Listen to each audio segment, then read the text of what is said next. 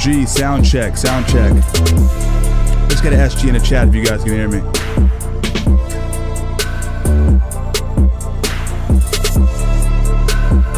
Check, check, check.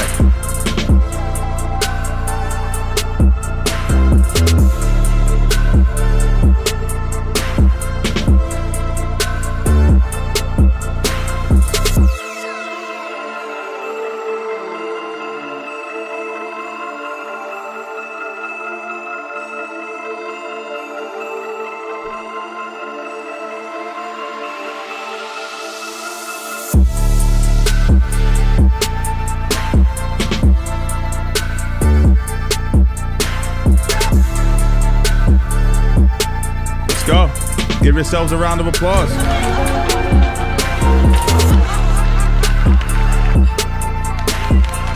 Everybody, give yourselves a giant round of applause.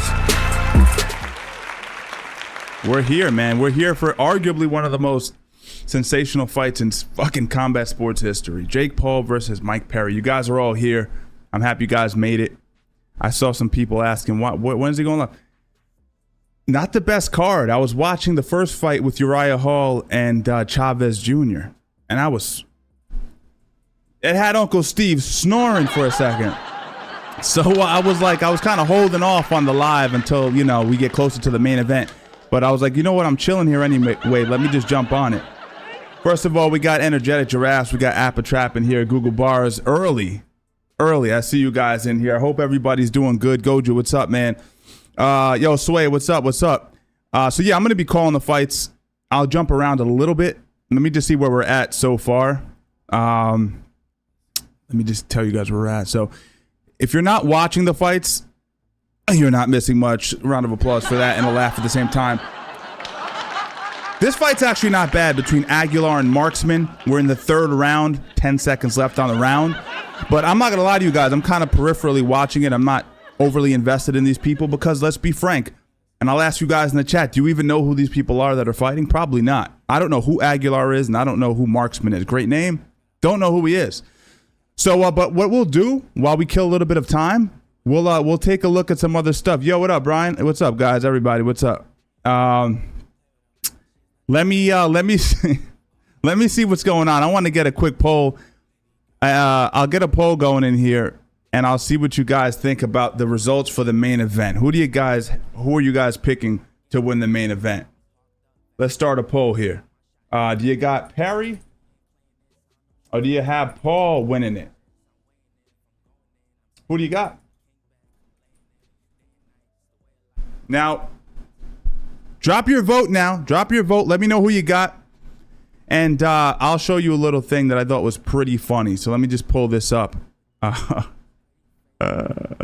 Yo, check this out real quick. So I did a poll, right? 2 days ago. It got about 22,000 votes so far. A lot of hate this fight is getting. A lot of hate from the internet. Nita, not watching choice. Let me zoom in for you guys. I want you to be able to see how funny this is. Let me see if I can find a zoom button. I think we're good here, right? You guys can see that. Nita, not watching choice. Who cares? Use me as the who cares button. Won't even bother streaming this fight illegally. What? The lack of respect. Now, where's the I don't give a F button? Always one guy, chat. Ready? Repent and see Christ. Always. There's always somebody that has to bring it back to that. Not that there's anything wrong with that, but without fail. It's just true boxing fans win by ignoring it entirely. Look at this guy, full of himself, a real pompous sort of individual. Now, the funniest aspect of this, now that I'm actually looking at the results, I wasn't paying attention to the results. 80% of the people think Mike Perry's gonna win. Now, I don't know what that tells you about the kind of people my channel attracts. I think most people are like, I want Mike Perry to win, and that's why they voted for Mike Perry. Not that they think Mike Perry really has a chance of winning. If you're a member here on the channel, you can join if you'd like to. I gave my prediction video in the membership section, so you guys know who I think is going to win the fight. I think if you're rational, you kind of know what's going on. I don't think you guys are going to be too surprised.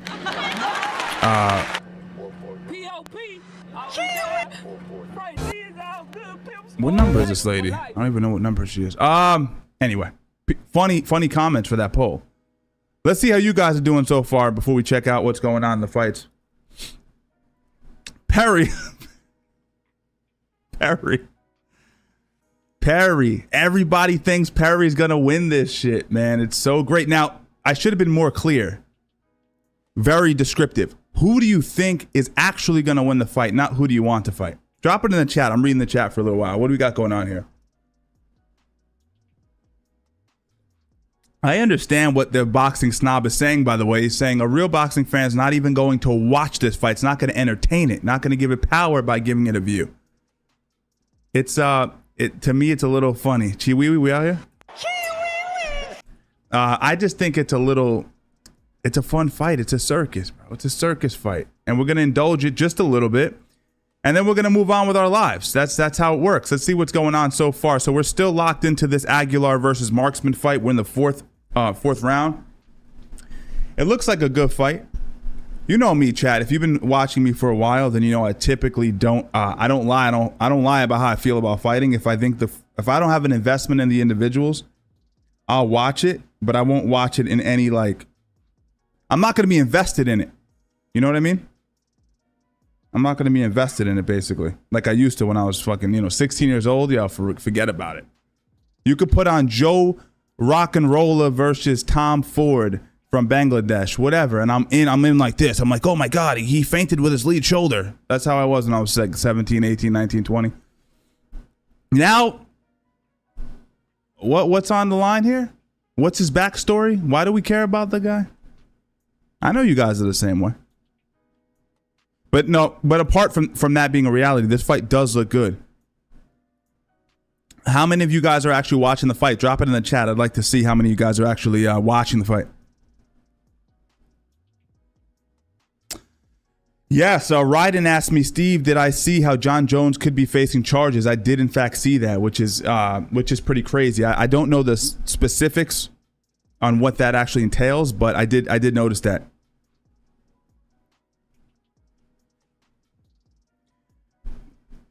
I'm just checking out the chat here, seeing what you guys are saying.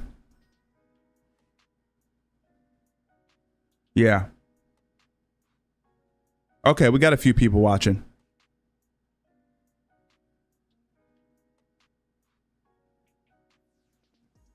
Oh, yeah, man. Yeah, we love Bully Beatdown on here.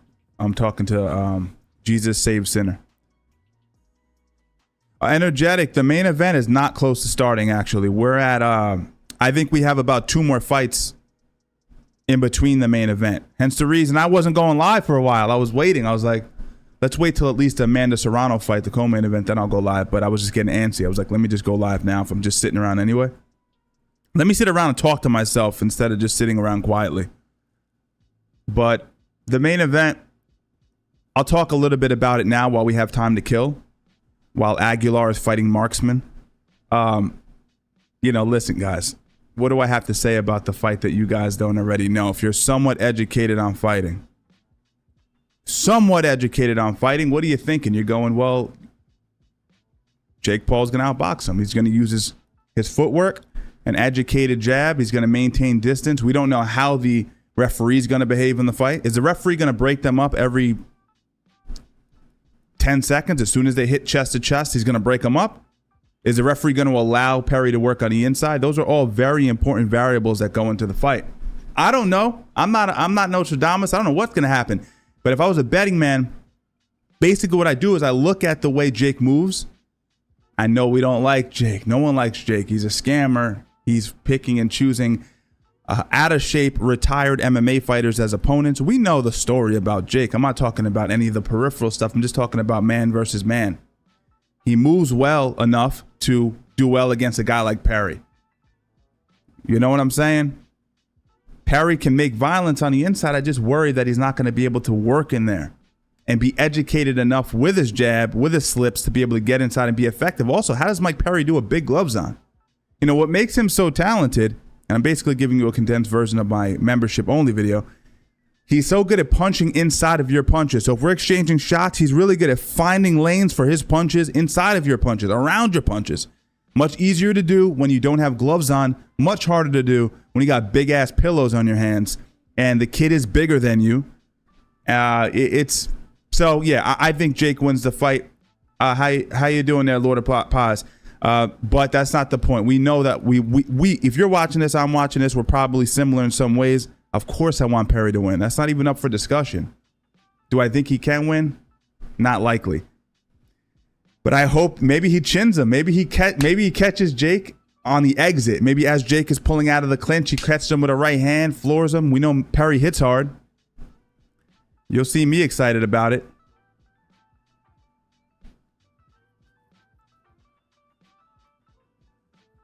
Yeah, we'll see. We'll see. I mean, either way, I think it's going to be fun. It's going to be a fun fight regardless of what happens. Perry's going to absorb a lot of damage, which worries me a bit. That being said, he's hard to put away, and I see Jake gassing long before Mike. Well, let's see, man. You know what? This is how unprepared I am for these sorts of circus act fights. No disrespect to Perry. I love him as a fighter. But let's face it, you're putting two people from diametrically opposed parts of the combat sports world into a ring, and you're calling it a boxing match. It's a circus. So I don't even know how many rounds are in the fight. I could break down the technical aspect of it a bit, but how many rounds is the fucking fight? I don't even know. Let's see. Jake Paul versus... I'll tell you guys right now. Because you're saying he's going to get tired in how many rounds? That's my question. If it's... I mean, they should be specific about that, right? If anyone knows, just save me some time and drop it in the chat. I'd really appreciate it, guys. How many rounds is it, guys? I don't feel like searching for it because it's going to take me a while.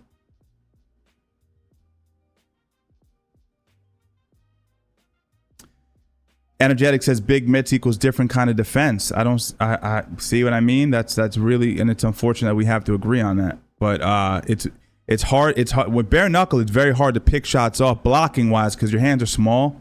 With boxing gloves, like my old coach used to always tell me, keep your hands up. You'll block punches by accident. That always stayed with me. And really, Paul doesn't have to be perfect to block a shot. He just has to have his hands up. So, you know, can Perry find a lane for those punches? That's a big question. I agree with you there. Slump says, I think Perry was smart to get on this situation and get the check. And I think even smarter, I don't know if you guys realize what Perry did. It was a brilliant business move. He said, yeah, I'm going to fight Jake Paul. Then a day after, I don't know if it was the weigh-ins or the press conference, he had a press conference for his new organization that he's putting together, which is basically MMA with ground and pound. No kicks allowed, only punches and elbows allowed.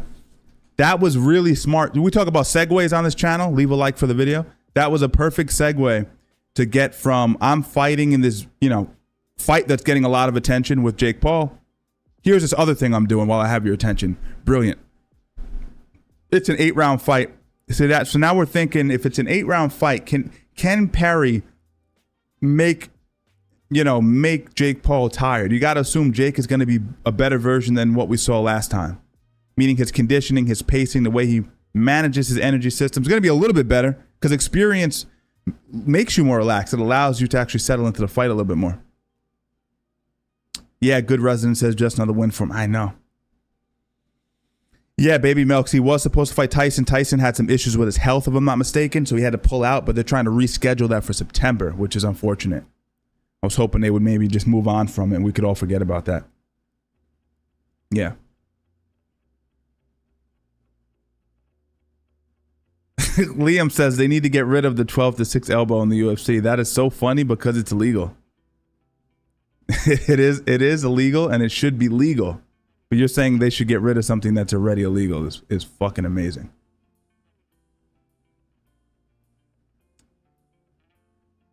Paul is going to have a lot of weight on him. Yes. Yes. What are we doing here? What are we doing here? We go live. What are we doing here? We do it. You know why we're on here, guys? You know why we're on here? Because we love a car crash. Everyone sitting in this room, all 200 of you, love a little bit of a car crash. You want to see what kind of insanity ensues?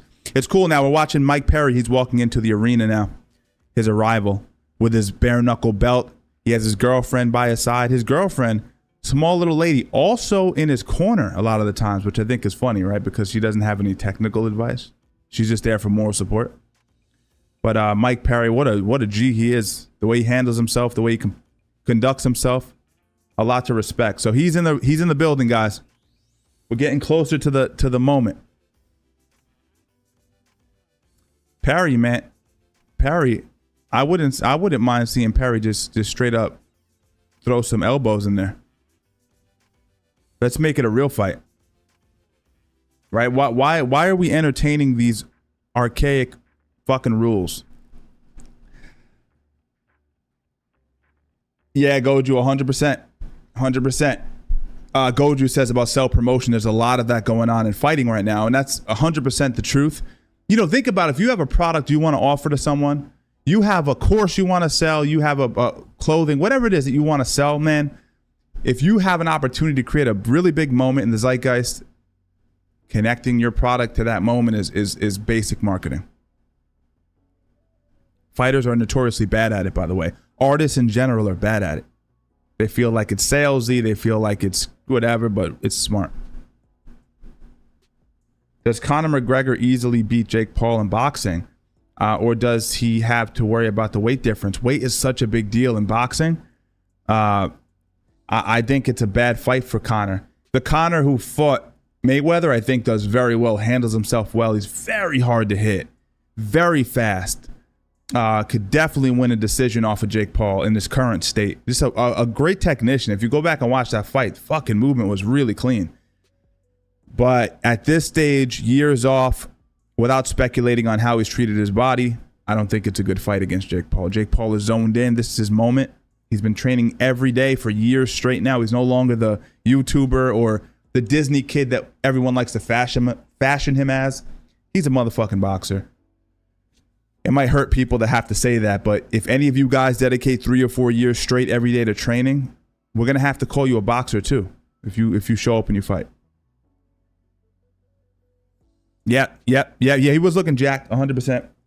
They both look in better shape. I was making fun of Jake Paul's physique when he did the pose off with Mike Tyson. I was like, yo, this boy looks thick. I was like, damn, he looks thick. I was like, what have you been eating in Puerto Rico? Straight mofongo. I was like, he's on that mofongo heavy diet. But he cut a lot of it off. The last time I saw him, he was at around 207. He looked thick, but he's never going to be diced. He doesn't have those genetics, but he looked good. He looked good. Pause. Now, in terms of Perry always looks good. Perry always looks like he's jacked, and he does look jacked going into this fight. He looks great going into this fight. By the way, guys, if you're not watching the fight, we're in round 7 of 8 between Aguilar and Marksman. So we're still waiting for this fight to resolve. Again, every time I click on the fight chat, I'm like, yo, this looks pretty fucking good. And then I just click off it and start yapping. Oh, big right hand from, I believe, Marksman just landed a beautiful right hand. Aguilar felt that, but he has a good chin. End of the round there. The main event's not on yet, guys. We're about, like I said, we're about 2 fights away. We're about 2 fights away from the main event. So sit tight. We'll bullshit. You guys want to bullshit? Drop some stuff in the chat. I'm looking at the chat right now. Yeah, I mean, listen, dude. Of all the fights that have been happening recently in the sphere of influencer culture, this is probably the most tolerable one. You know? And I think it's because Mike Perry's involved. Not because we think he's a good boxer, but because we see him as a real fighter at the very least.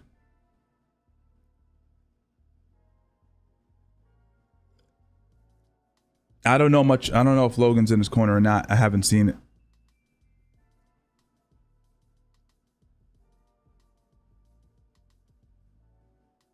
No, Brian, it's pretty common that the servers, even with a great connection like I have, and your connection might be decent or bad, it's always going to be a few seconds of a lag. That's just the way it works, no matter what.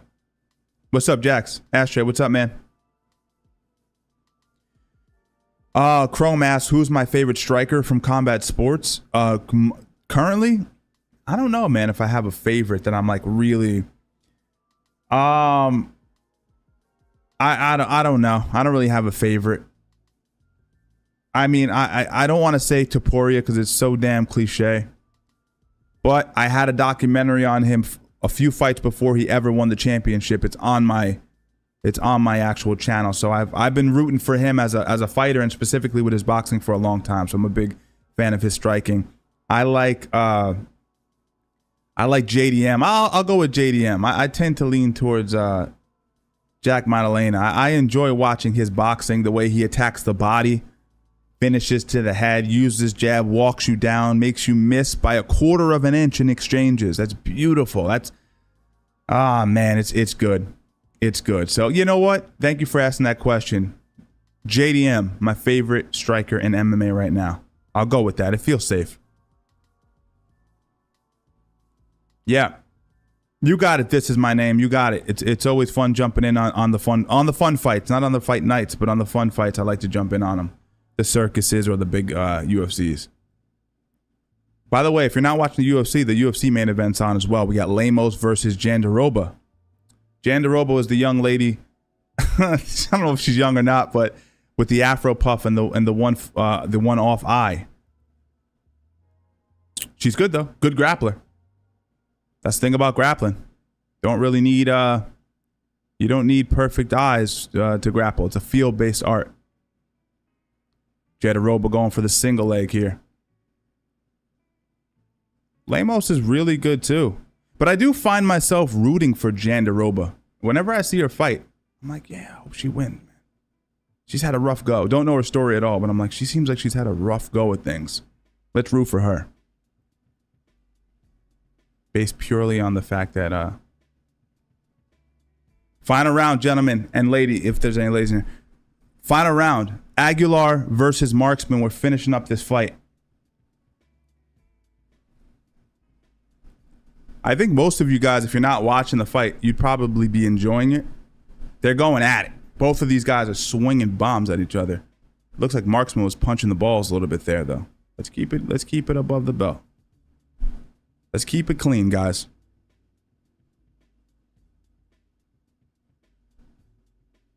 Hell of a fight. Watch 2 minutes of it. Hell of a fight.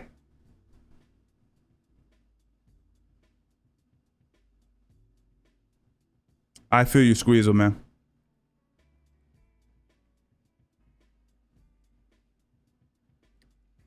Rich Lewis, man. I hope that Jake Paul doesn't fight Mike Tyson. I don't want it.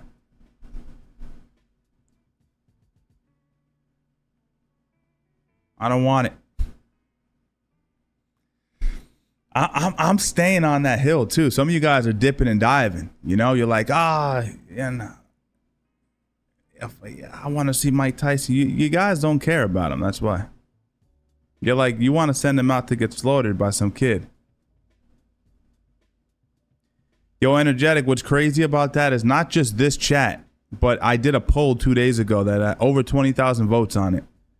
And Perry is winning by a landslide. Energetic, I hope that we're wrong. I hope that we're very wrong and Perry wins by knockout. And again, there's no disrespect to Jake. And I know this might actually come off a little weird. Like, you're hating on Jake Paul. Not at all, man. Jake Paul is a winner. He goes across the board. He's won at a lot of things he's attempted in life. That's not the vibe I'm on. I can't seem to get over the scam the few scams he ran. A lot of you guys forget. People change, right? But you got to judge a person based on those sorts of things. You can't just forget about it. So despite the fact that he has gotten a lot better at boxing, I find myself oftentimes just voting against him because he's a scam artist. Yeah, these ads, I hear you, Joe, man. But, you know, that's really the only way I make money on these lives. These lives don't get a ton of views. So watch those ads, at least 15 seconds of them if you can. The truth of the matter is, though, you can actually purchase YouTube Premium. And, you know, and that'll save you. And it's very affordable. It was one of the best investments I ever made. I went to Premium and I was like, why didn't I do this sooner? Not having to deal with commercials for like balloons and other stuff that's irrelevant to me was really a lifesaver. All right, they're announcing the winner now, everybody. We're announcing the winner in the Marksman versus Aguilar fight. Let's see who they got.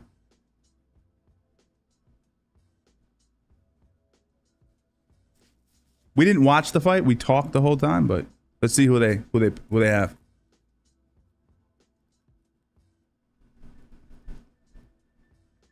Efren LeBron, 77-75. James O'Connor, 78-74. For your winner, by majority decision, Marksman from Orlando, Florida. They got Marksman. Too Smooth Marksman. Marksman wins it. Marksman wins it. Let's act like we know, like we know anything about him. Great performance, man. Great performance. I've never tried Prime the drink before, by the way. Never. Never have done it. Don't ad block, Gray. Don't. You're robbing the people you enjoy watching for free, Garrett Gray. By the way, speaking on ad block, I think YouTube's doing something about that. So I guess enjoy it while you can. Guys, I can't catch everything. I'm trying to see what you guys are saying here. A lot of, what's this Florida talk? We got the Florida boys in here. Florida. I've been saying that I'm going to move to Florida for like fucking 6 years.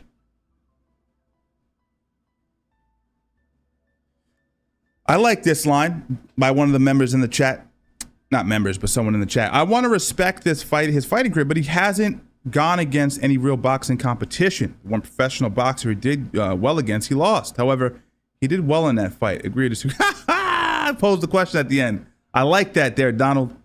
Yeah, man, you got to fight boxers. I mean, he fought a few boxers recently.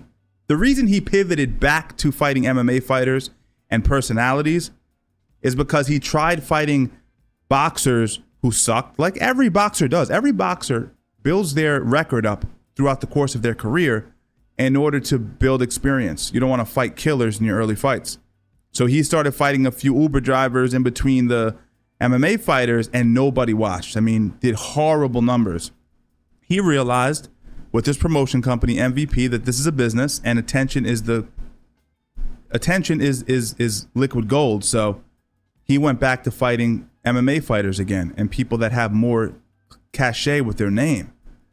But to your point, if he fights anyone of even, you know, that have a monicum of skill in boxing, he struggles because, you know, he's not a world-class boxer at this stage.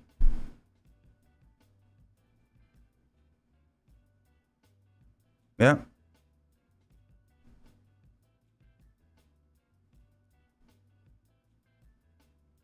Okay, I like that. The weight cut could slow him down.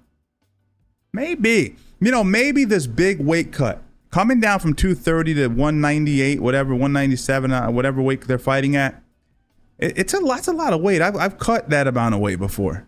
And I mean, I've never had to cut it. He's cutting that shit quick. So maybe it affects his legs. My buddy texted me earlier today. He goes, yo, is Perry going to go to the body? I said, he better. My issue is if he can't get past the jab, right? If he can't get past the jab, he's never going to gain access to the body. But if the referee lets him work on the inside, I think Perry could do some damage in there. So, let's see how it goes. I hope he works the body. A guy who cuts that much weight, you definitely want to touch him there. I think Robert asked, the cans, we call them cans, right? If you're new to fighting, cans, like guys who aren't particularly talented in fighting, do they know they're cans? I mean, not necessarily. I mean, if you're a delusional person who fights with a losing record, then you may lack awareness of your self-awareness. So in that case, then maybe they don't know what the fuck they're doing. They're just repeatedly going out there to get slaughtered. But the taxi driver he just fought was a really friendly, nice guy. Looked like he was just happy to be there kind of guy. And he was aware. There was a sense that he knew he was going out there to get destroyed. Yeah, Jax, I think you're right. I think he looked a little drained, but again, you never know until they get in there. I don't think so, Squeezel. I mean, they dedicate their lives to boxing. I respect that. Yeah, I'm a guy who used to dedicate himself to just training. None of this internet shit, making a living on, none of that. I was just fighting, just training, just competing. So I would always tell my students this too, like, if you're not 100% about it, stop it. Stop it. You can't moonlight as a fighter. You can't moonlight. Now, something I can guarantee in any form of grappling, I strangle them both out less than 2 minutes. But that's different. But when you talk about boxing, MMA, you can't lean on your strengths in the same way. Different timing, different rhythm. You know what I'm saying? So I respect guys who sacrifice. Yo, thank you so much, Doc. I appreciate it, man. Yeah. I hope he can get inside Warriors Code to work the body. I hope he can. Joe, not Joseph. You're about 5 hours ahead of me. I'm in New York, so it might come on at 1 here. 1, right? Probably 1 o'clock too. So you do the math on that. That's what I'm thinking, man. Yeah. Paul, man, I'd like to see him fight an MMA fight. I think that'll be fun to see. I think he'll be surprised. I think he'll be smart and choose the right opponent. But I saw recent footage of him grappling, and I know he has a little bit of a wrestling background, but I was disturbed at what I saw. Now he'll improve. Don't get me wrong, he'll get better. But the learning curve with grappling is very steep. It's not easy to get good at, and if there is a large chasm between you starting jiu-jitsu or wrestling or judo or whatever, it ain't easy, man. It ain't easy. Yeah, Ryden, we talked about that. I said it was a perfect segue how Mike Perry basically announced that he has his own fight promotion on the back end of this card. I thought that was really good business. Yo, Dennis, what's up, man? Oh, yeah. Jiu-jitsu is taxing. Unless you're dedicating yourself to it, you're making it a regular thing. It's hard on the body, man. You get dudes pulling on your neck, cranking your shoulders, attacking legs. You know, it wear and tears, no doubt about it.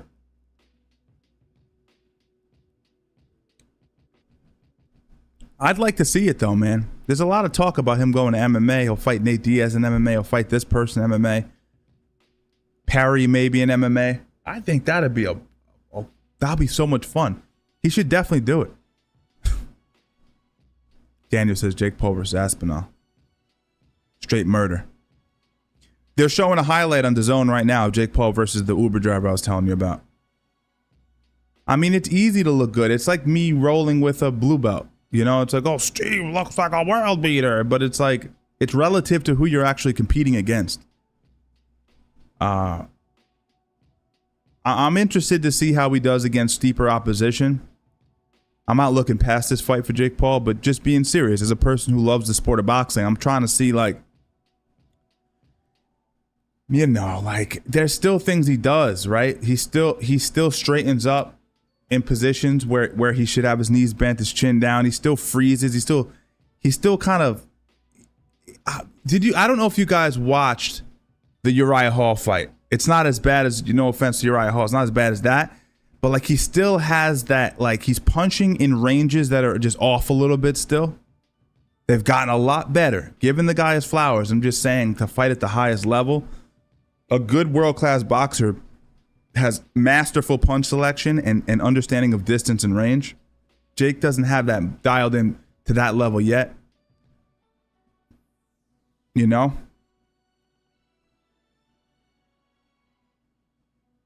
Yeah. I understand, Turkey. Jiu-jitsu absolutely is very tough on the body, specifically if you have a physical job. Yeah, absolutely.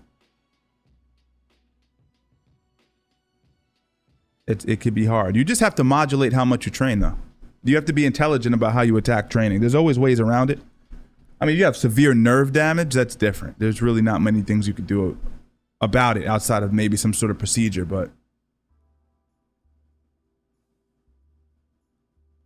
What's up, Dennis?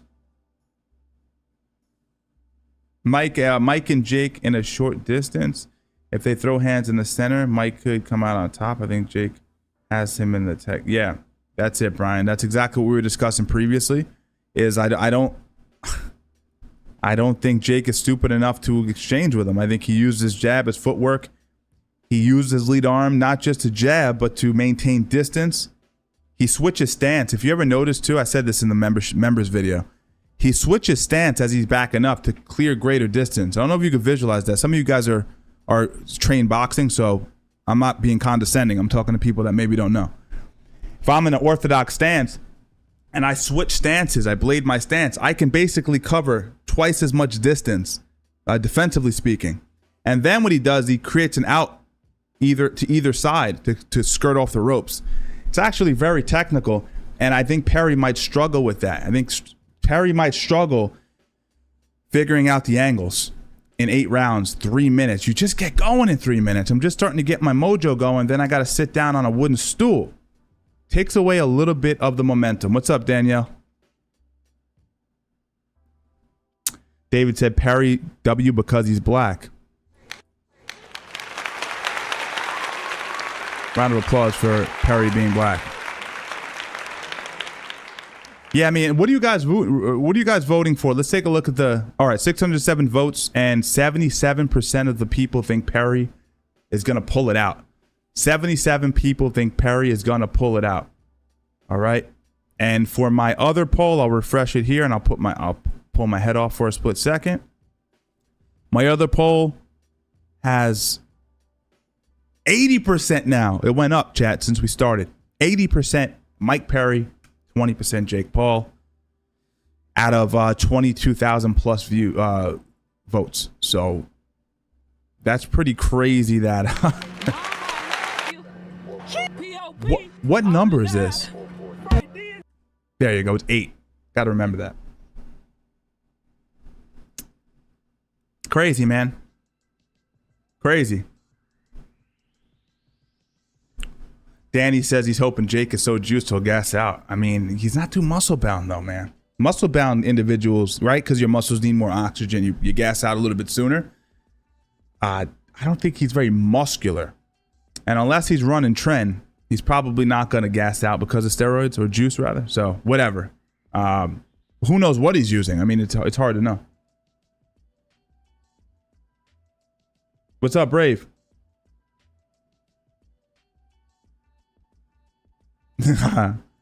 I love lines like this. Brian, I'm not putting you on the spot, but it's freaking hilarious. The reason I give Mike the W is because he will hopefully capitalize on Jake's pride. Vague statements. Round of applause for vague statements. I know what you mean, but when you don't give technical details about it, it makes it very funny to me. I think he'll just capitalize on Jake's pride, and then I think he got in the bag. Brian, that was a good one. Keep them coming. Jake Paul is scared of Mike Tyson, Teresa says. Teresa, that's a raw statement. I don't think he's scared of Tyson. It's a 60-year-old man. I think he's actually picking Tyson because he thinks it's winnable. You got to understand, Jake doesn't pick fights he doesn't know he's going to win. So you got to think about that. If Jake picked him, all right, okay. He's 60.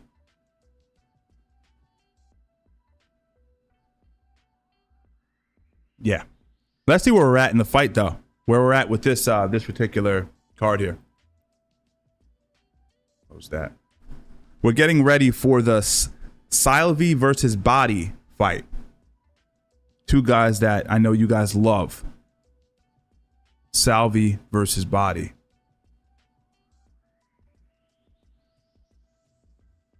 Guys, am I out of my mind by saying I don't know who these guys are?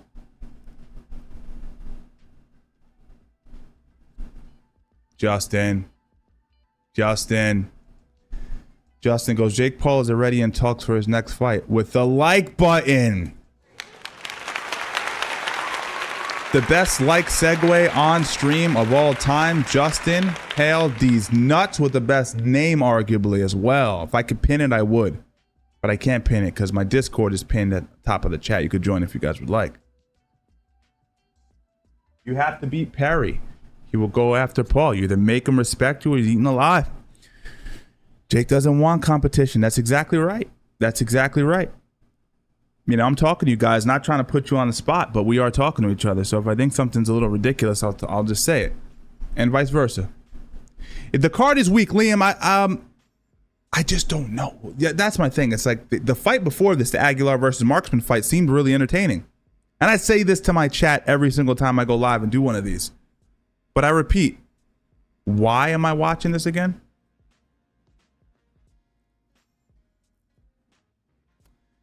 Can you review the Bully Beatdown episode where the bully knocked out the pro? So AJH3, I want you to go to the channel and check out the playlist. I have a Bully Beatdown playlist, and I've covered every single episode ever released on top of an episode that was never released with Daniel Cormier. I just released that about a month ago, so you'll find that one there.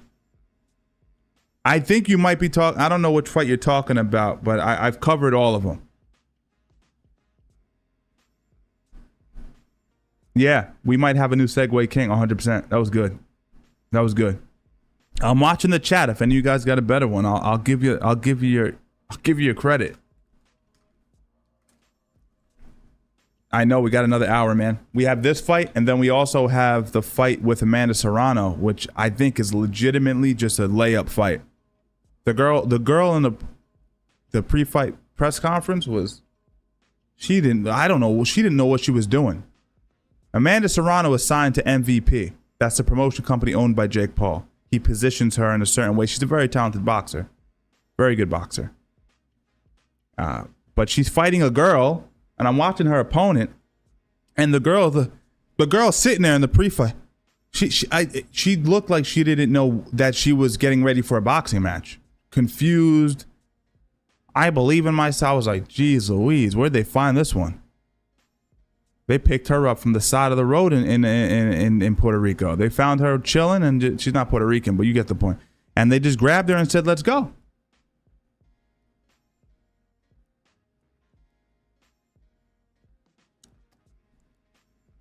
Your mouth to God's ears, Jax. It's true, man. I don't know if it's just because my audience is a bit older than Jake's typical audience. But yeah, I don't see anybody ever going like, yo, I hope Jake wins. I hear people saying, I think Jake will win, like me.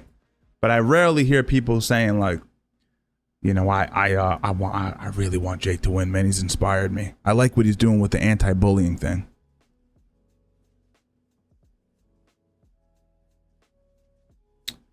What do I think Jake's biggest flaw is? Fight IQ or any specific technique?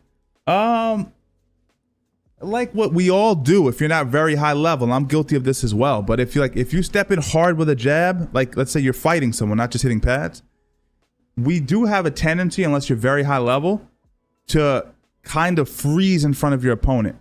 And he still does that a little bit. He's gotten better with it, but he still kind of freezes in front of people at times, and his chin will hang up. And so, not picking on Jake with technique, it's very common for like guys who haven't boxed non-stop since they were kids, you know? So that's what I notice about him.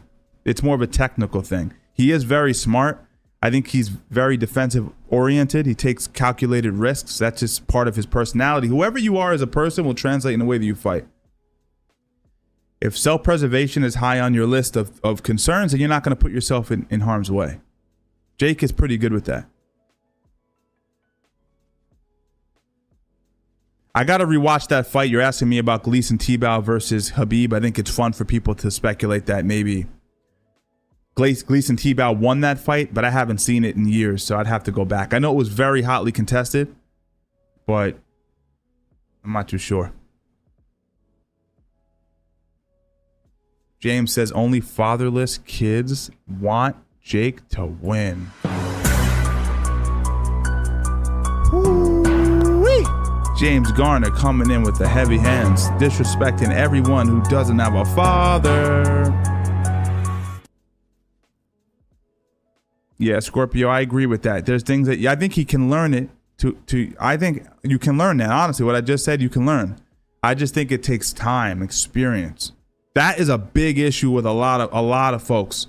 It's very hard because pads don't really, you could do it a little bit with pads because your coach can throw shots at you after you throw your combinations, but it's very hard not to freeze after a combination, especially as you start getting tired as the fight goes on.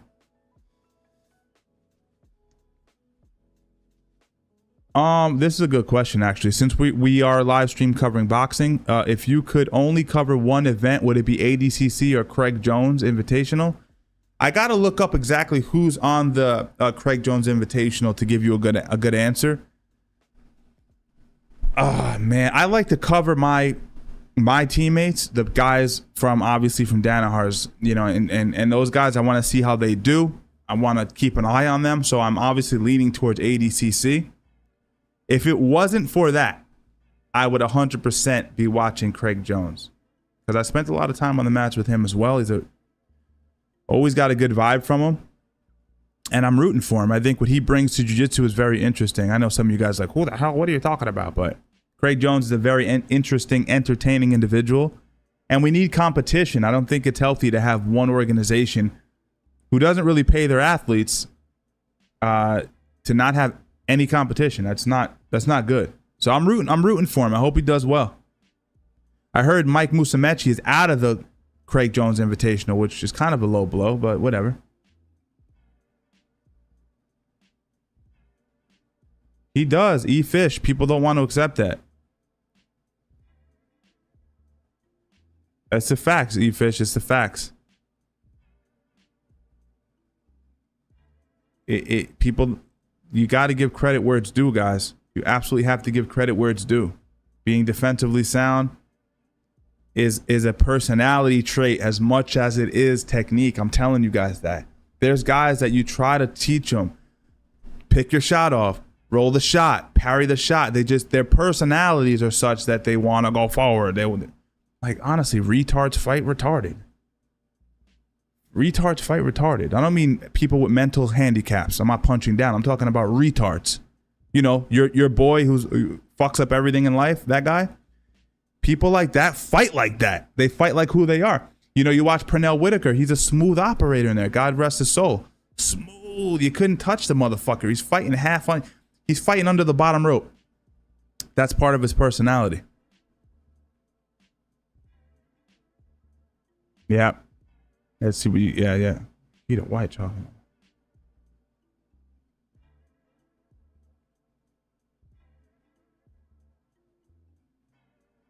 Hey, Robert, I've been there many, many times, man. I've eaten the side of a boxing pad many, many times. In my mouth. In front of people. Not even doing anything wrong. Not admiring my work.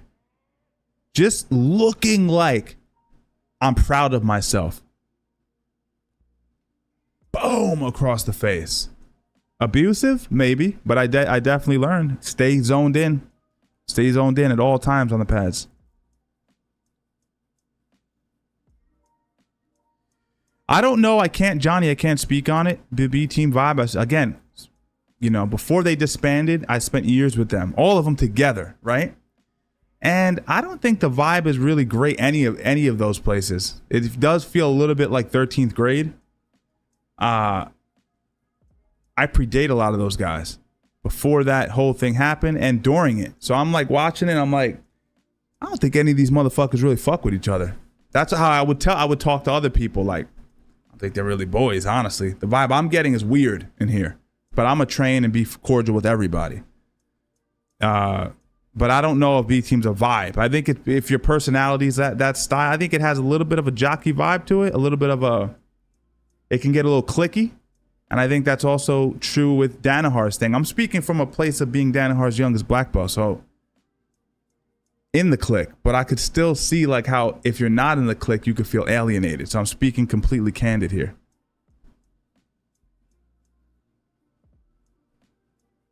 This is a tough question for me, man. You're asking me if John Jones should be forced to vacate a title if he gets charged. I mean, no.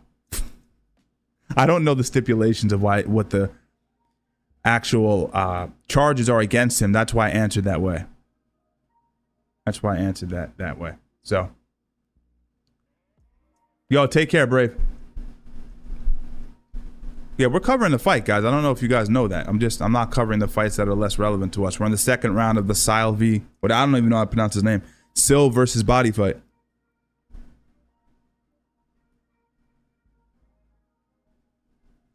Now they have a lot of They have a lot of hype around this Sylvie kid. And so I'm peeking at the fight now, guys.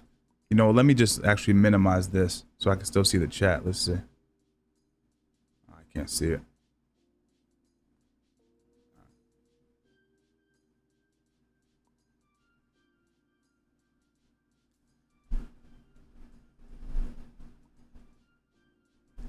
Yeah, I need coffee. I feel you. I'm drinking it right now.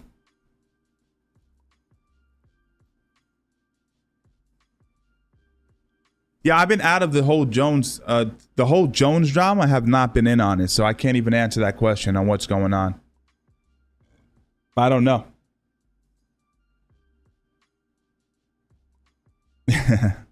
Program initiated, baby.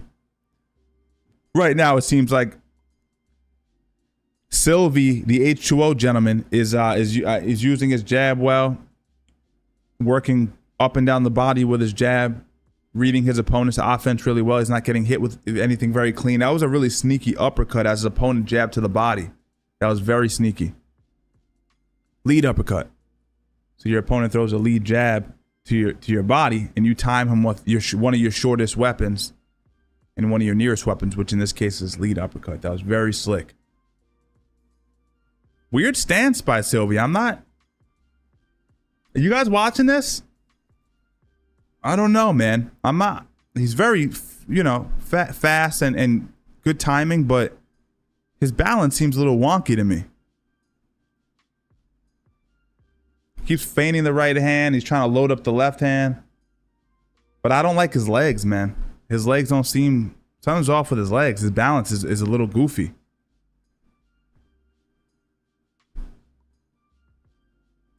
Maybe I'm seeing something different. Let me know what you guys think. Thank you, Liam. All right, I'm not bugging. His legs look crazy to me.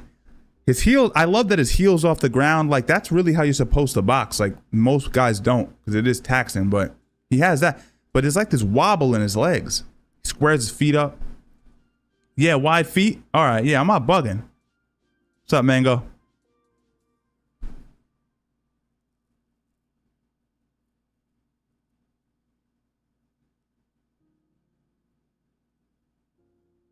I don't think so, Brian. I don't think we'll see the McGregor versus Chandler fight. I think that much time away, treating your body as you did, I don't think it kicks back into gear as everyone thinks. I don't think it's that easy. I also think it's hard to get a fighter out of a bed that, you know, is as comfortable as his. Silk sheets, millions and millions of dollars. Everything you've ever wanted, you already have. What the hell are you doing fighting Chandler for? How do you get excited to fight Chandler? It's not even like Chandler has this acclaim to his name. Like, I'm coming out and I'm fighting Islam. I'm excited about that because Islam is the GOAT at the moment. Pound for pound king, I should say. I don't know. The main event has not started, Nick. I know, Bill Gates. I'm with you, Bill Gates. I'm with you, man. We're on the same page here.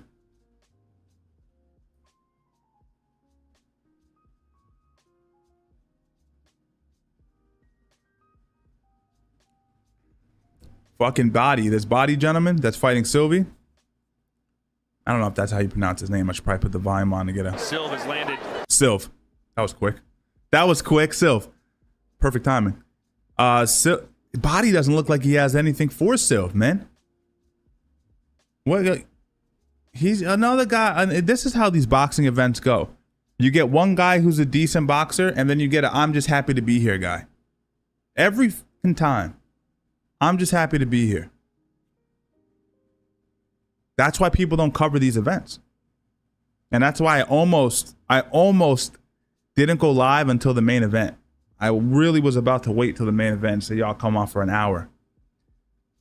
Came very close.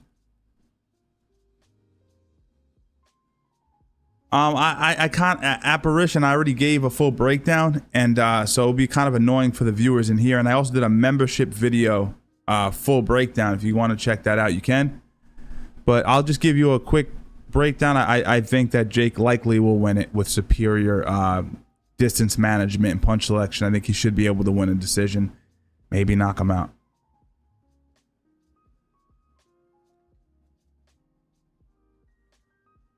Yeah.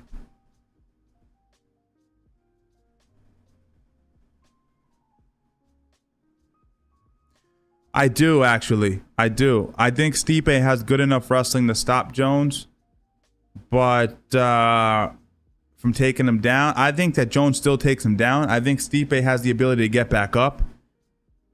I just think it's difficult. It's difficult to, if you've never had a guy that big on your back, pause, it's very difficult to continuously get up because he's so good at mat returns. Jones will keep putting you down, and he trips well too. Like, he'll wait for you to get up. He'll trip out your base, drag your hips. It's very tough, man. Very tough. So I think he can stuff takedowns. I just think over time, Jones really does wear on you. He has a very big, long frame, and he's strong. And the reason I said I don't think Jones should get stripped, one, yeah, I don't know the legal issues he's having in detail, so I don't want to be that guy who's like, yeah, strip him. Like, I know nothing about what's going on in his life, so I don't know. But it's hard for me to say strip a guy who I just believe still is the best. They're showing, and I love Aspinall too. I think Aspinall likely would beat Jones, but as of now, Jones is the king in my opinion. Guy who's never lost a fight. They're showing Morgan. This is Serrano's opponent coming up for the next fight. She's in her locker room hitting pads, chat, and it is god awful. God awful. I can grab any one of you guys. 45, gut. You're watching this stream right now. Never threw a punch in your life. I can guarantee you'll look as good as her on pads.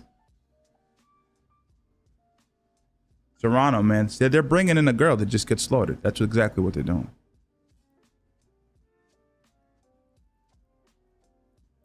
Yeah.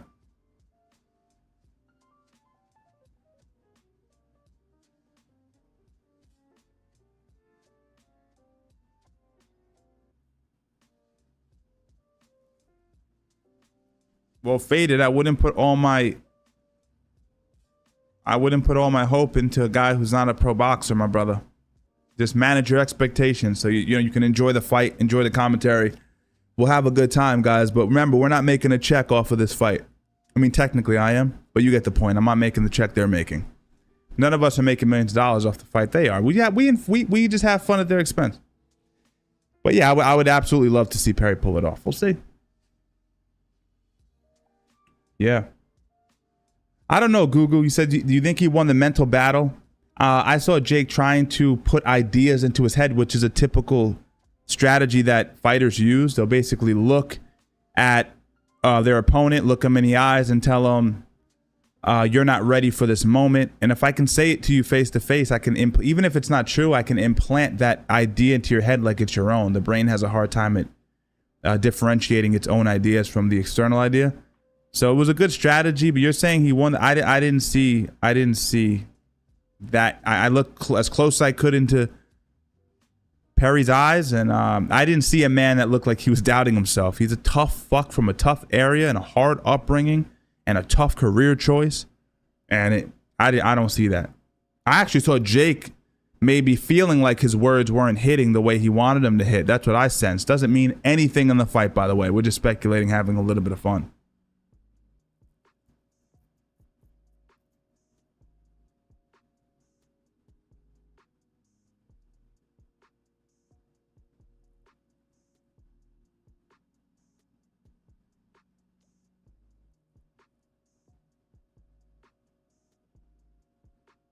Break down the Nate Diaz lawsuit if you can. Drop it in the chat.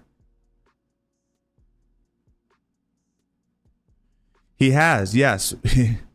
I love Rock'em Rocket Sandusky. Rock'em Rocket Sandusky comes in and drops the most basic knowledge, but I do appreciate it. He goes, Perry is bare knuckle boxing champ. Everybody knows it. Everybody knows that. I love the chat. I love the chat. But here's the thing. They did spar Rock'em Rocket. But here's the catch, man. Perry was still a full-time MMA fighter when they sparred. He hadn't transitioned to bare knuckle boxing. Keep that in mind. He also trained grappling the morning of, which if you've never done that, it does drain you a little bit. So I don't think it's the perfect...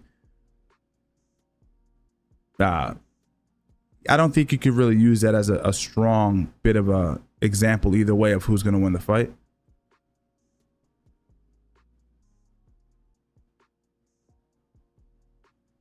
Danny, 100%, my man. 100%.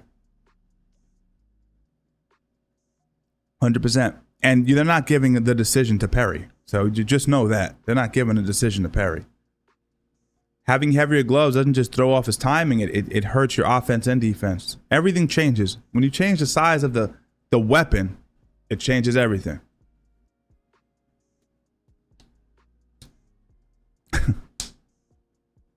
Yeah.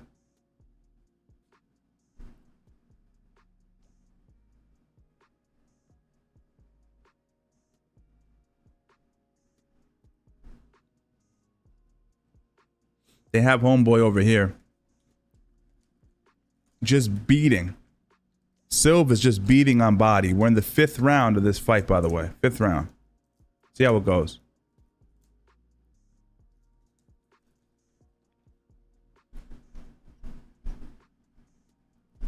A lot of people are saying, yo, boxing is back. Boxing is back.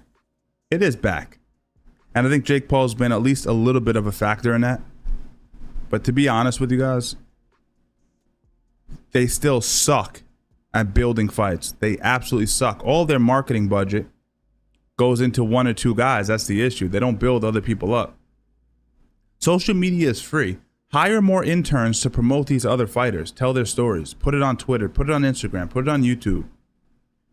Like, build these guys, man. Silva's supposed to be this undefeated, right? Unless I'm wrong. This great fighter. I mean, I do social media for a living, but it doesn't take someone that does it for a living to tell you this. We should know who these people are. We should know.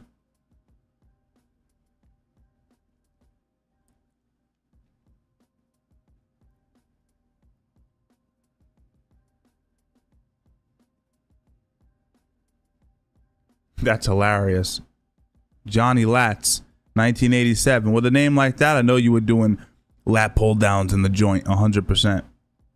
You got a back like a barrel of snakes. What'd you do time for, Johnny? Tell everybody in the chat what you were in for. I'd love to know. I want to know what you did time.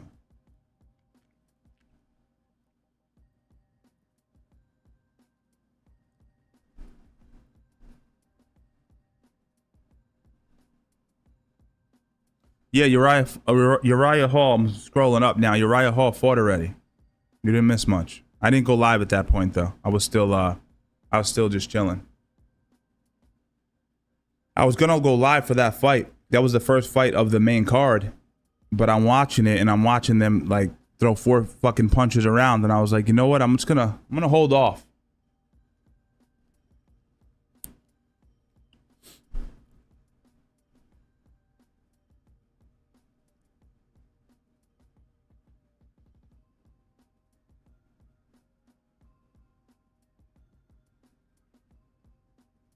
That so sucks.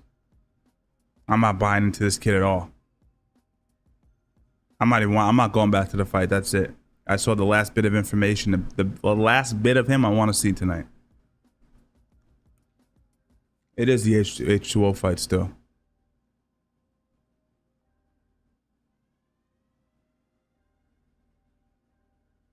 Yeah, I get that, Rock and Robert. But the thing is, I get that you got to promote yourself, but you can't promote yourself if you have a small following. For instance, you go and promote yourself right now. Who's going to pay attention to you? But if you're my fighter, you're a Steven Strangles fighter, I can promote you and you'll get seen by more people. It's the same difference.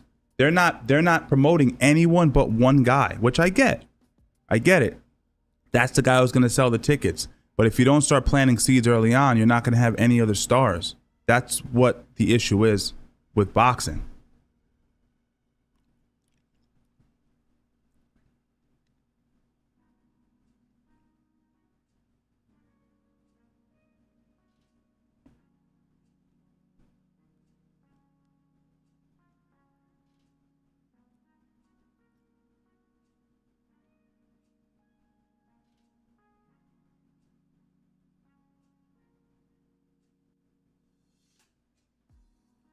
Thank you, Garrett. I agree 100%. It's a shame, man. I don't know. My lives. You know what? I'm always down to get any amount of views, but it is a cursed channel. But I'll tell you something that's interesting. I can't say I just got 1 million subscribers, but I will tell you this: we figured it out, guys. We actually figured it out recently. I guess I'll tell you a little secret. But as I was talking to YouTube, they offered me my gold plaque, etc. Exciting times. And I was going back and forth with these guys, right? Going back and forth with YouTube for months, trying to figure out why I didn't get my silver plaque. They wouldn't tell me. They wouldn't give me, oh, it's this department, it's that department. So they offer me the gold, right? I go to sign my name in. Steven strangles people. You know what pops up? A red sentence, big and bold. You know what it says? No profanity allowed on your plaque. Yo, I said I built this fucking channel from 0 to 1 million subscribers, almost 900 million views, with a name that YouTube won't even promote. So, wow. They won't even allow me to put the name on the plaque. So why would they share my channel? So if you're wondering why I'm handicapped in some ways, I found out recently they made a mistake. And that's why, you know, that's why I think they're fucking me in the ass. No Diddy. So the chat, I'm spoiling it here. It's the first time I'm saying it publicly, but the channel will be going through a name change. I can't continue to handicap the channel. It's not fair. There's no reason we shouldn't have thousands of people in here. But if YouTube doesn't show your live to people, then no one comes in. Yeah, yo, we got to 1 million. We had to fight for the views. Fight. Where other people are posting videos with far less effort editing, far less effort thumbnails, going crazy. So it's been a bunch of years of me being handicapped, and I never wanted to think that way. But then I finally realized, like, yo, if they won't let me put my name on the plaque, bro.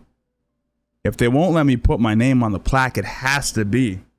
Why would they share the channel? Why would they push it as much? Yeah, no, we're still going to be Strangle Gang SG in the building. I just got to get rid of the strangle. So actually, we'll be doing a poll both publicly and in my Discord if you want to join. It's pinned at the top of the channel, the chat. I want to know what you guys have to say about that. Steven submits people. I didn't even think of that, but that's pretty funny.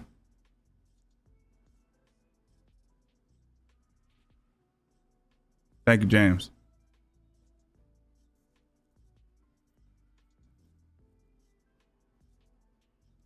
Yeah, it happens, man. Stephen Larry. Hey, what's the name of your channel, man? I got his 2 first names. I don't want to explain it. It's Stephen Larry, the Stephen Larry channel. Oh, we got him with the KO? Ah, let me rewind that a little bit. Let's see what we got here. Wow. Yo, 6th round body KO Silv.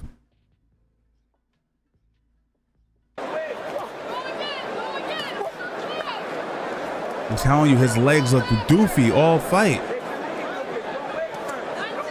Is there anything Body can do to be more successful here? I'm playing it back right now. Gabe? Man, you know what? Is it just not quite good enough? One thing he's not doing is he's not doubling shots. I was about to say double the double the shot. We twins. We need to train, bro. We need to train. You know, you got to do something. hand. You got to do something different because now H2O's in the rhythm and where he knows. My bad. I'm just watching the replay on the knockout. I rewinded it a little bit and missed it. Just give a different look. Because what you got going on is you got H2O slipping that right hand. Throw it straight and then throw it overhand right afterward. Yep. And try to catch his head hanging to the side. And more than 2 punches. For sure. Because you're throwing 1, he's throwing 3 right afterwards. All right, it's coming up soon here. Right now, just keep that jab busy. Keep Body uncomfortable. That bloody nose. You know, you wanna keep doing that. Right there, pop that jab. I don't know when it comes, so I'm just waiting here. Yeah, let's see. Still. Oh, I thought that was it. I thought that right hand was it. The receipt.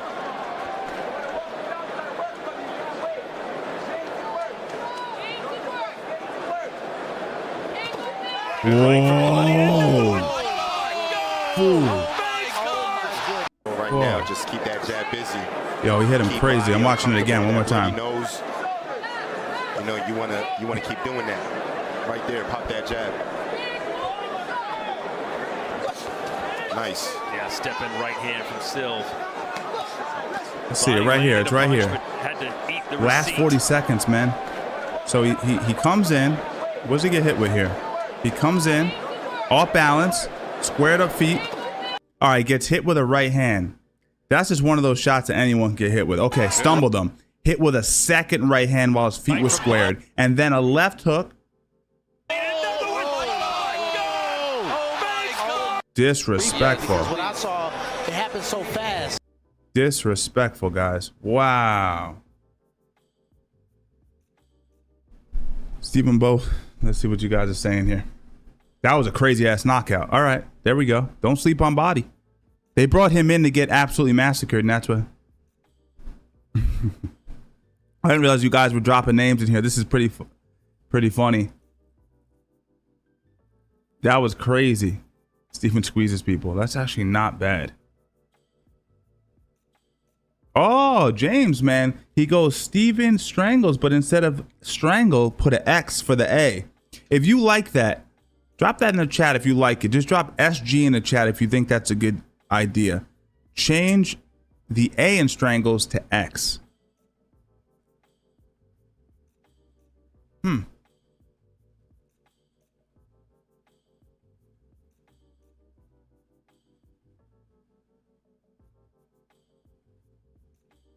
Hey, Garrett, man, that's very kind of you, man. I appreciate you. You know I do.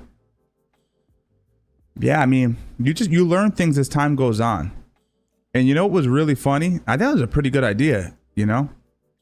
I was thinking too, like Steven SP, you know, Steven SP, Steven SSP, Steven SP. I got to change it soon, though, guys, because it's definitely hurting the channel. Anyhow, guys, I don't want to spend too much time on that. That was a crazy-ass knockout. That was nuts. That was nuts knockout. But I was just thinking, guys, so a lot of you guys seem to like it, so maybe that's going to be the new name. That's all. A lot of you guys are saying SG. That was nasty. I guess you're right, Tom, but I don't think people are searching it anyway. You know what I'm saying? I don't think people are writing in Steven Strangles to follow me. They're getting my content suggested to them. So really, the change of strangles is just so I don't have a profanity word. Hey, YouTube, why didn't you just tell me that in an email and say, hey, we consider strangle, which they don't put in their document, as profanity? Hey, Sean, he goes Steven Diddles people. They'll probably allow that too. Steven segues people. Yeah, that was a brutal knockout. That was he's still sitting in the chair. Still got caught. Telling you guys, we called it. Me and the chat called it out. We said his feet look wonky. He squares his feet up. He looks unsure of himself. Yeah. And well, I wanted to let you guys know too. We have 277 people in here. At least let you guys know that if you see the name change, it's not a channel change. It's just the fact that I needed to change it. So all the content will be exactly the same. So don't stress out about that.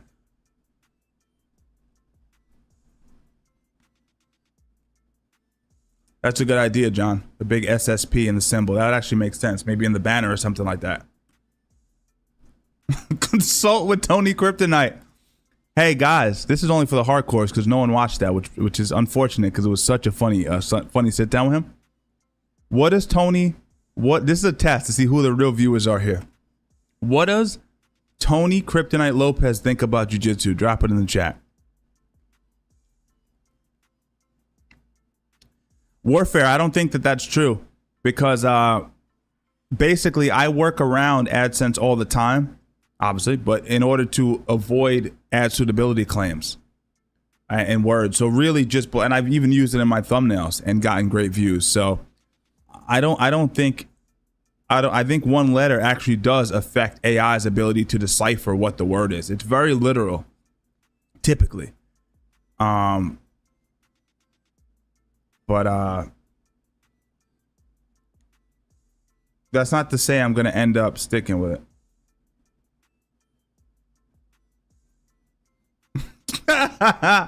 Yo, Go Funky is funny, man. Go Funko. YouTube mods will still block you with a name like that. Better just change the name to something like Steven Loves Everyone. That's actually probably a good idea. Big middle finger to them. Exactly right. Steven loves everyone. That'll be like our little joke, you know, like we really know it strangles people. And I'll just make I'll make even crazier content that's even more offensive. That's actually funny though. Steven loves everyone. I'm gonna kick that one around for a second. That actually made me laugh a little bit. I think that if it made me laugh, it'll probably make someone else laugh. That was a brutal knockout, guys. How the hell did you just pull that off? You know what? I want to give big thanks to my coach. I asked you a question, sir. Don't tell me who you think. It's going to be tough at the beginning, but you're going to get him. You did great, man. And I believe every word he says. And it came. Can't call that luck. What was going wrong early on in the fight? Why were you having trouble with him? You know what? He's very twitchy, very quick. He's very weird with his feet. That's what I would have said. Buddy got weird feet, man, and just threw me off. Steven snaps on people. Oh, day. Steven snuggles people. You guys got to really give me a name. God, I legitimately don't know. And I was going to change it, but I was like, I should probably ask my audience. So I actually need you guys to tell me a name and agree on something. Steven loves animals. That is so random. There you go. Wait, what was BJJ? There we go. The hardcores no. The hardcores no. The hardcores no. BJJ is gay. BJJ is gay. Okay, so Jack says Steven SP is cool. That's funny. That was my choice. I talked to my lady about it. That made sense to me. Steven SP. So you still know Steven's in it. You know what SP stands for. It's just an abbreviation. Steven Sexy Time.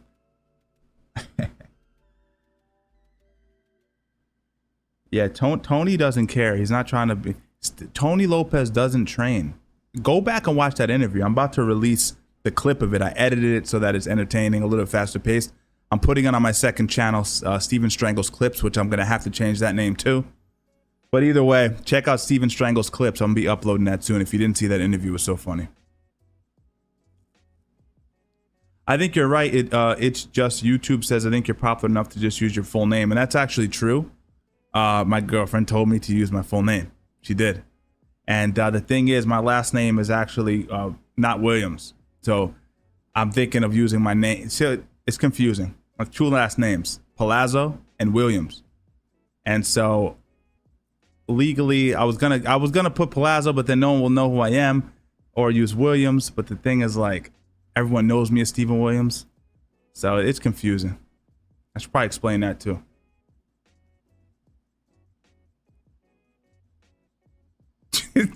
Tom C. Steven SP stands for Steven Smashes Poontang. Steven respects women. Yo, Steven respects women. Every video, 1 million views, guaranteed. Steven respects women, 1 million views every video. And then my banner isn't even a banner that says like subscribe. It just says, it's just the LGBTQ plus community flag. Oh, all the way to the top, baby. I'm going to be side by side with Mr. Beast. I'm telling you right now.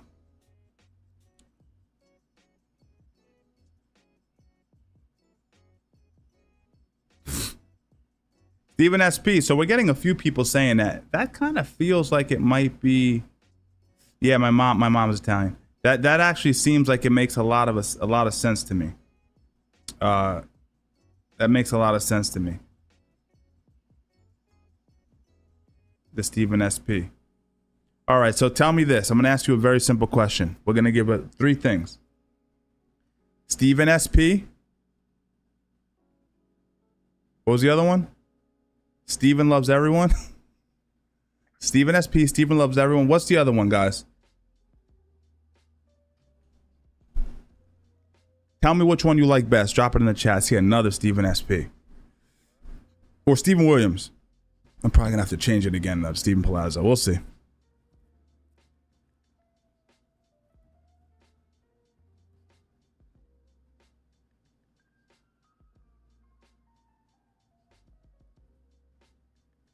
Yeah, Steven's in it 100%, guys.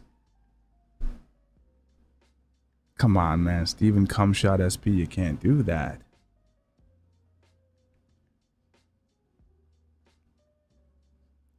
Steven loves everyone. Steven SP again. I feel like Steven SP's pulling ahead, guys. I feel like it's pulling ahead. Guys, we're still calling the fight. I know some of you guys are like, I want to see the fight. We're waiting for the fight. We have the Serrano fight coming up. In the meantime, we're going to talk a little bit. Steven SP, Steven SP, Steven SP, Steven Williams, Steven Jitsu. I don't really want to lean on the Jiu-Jitsu thing. Steven. What does SP stand for? That is so funny. Steven loves minorities. Christopher Rice, Steven loves minorities. Bro, that is so funny. Some of you guys are hilarious. Someone should definitely have that name. It's not going to be me, but somebody, please. Please. Exactly, Tom. For real, Steven SP does sound super New Yorker. I'm from Yonkers, New York, just like Styles P.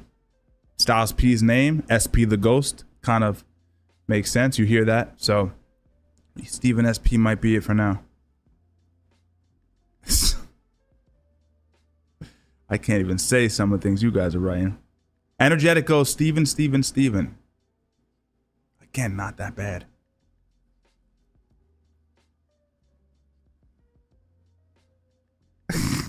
One guy goes MMA today. Oh, man. Simple but funny. Unrelated. That's why it's funny.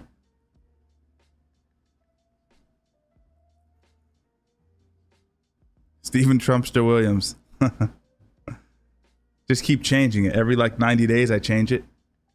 But it's very political. Rolling with Steven, but we're not a jiu-jitsu channel, so we kind of, I know you guys know my history, but my content really is catered more towards, honestly, it's almost not even just jiu-jitsu. It's not even really MMA. I know one guy was like, this is my favorite MMA channel. I'm like, that's awesome. We do MMA, but we do cover a lot of stuff that's not MMA, so it might narrow myself. I don't want to narrow it that much. We try to do wider content.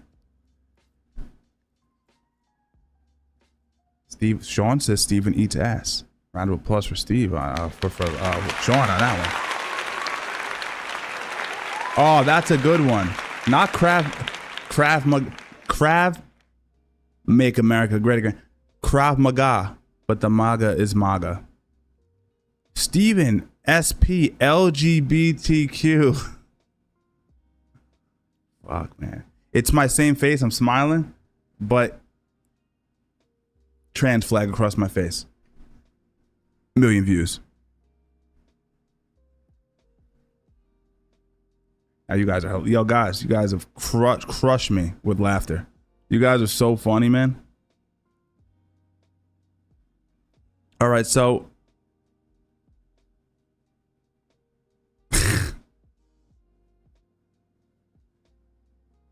Steven Chiwiwi.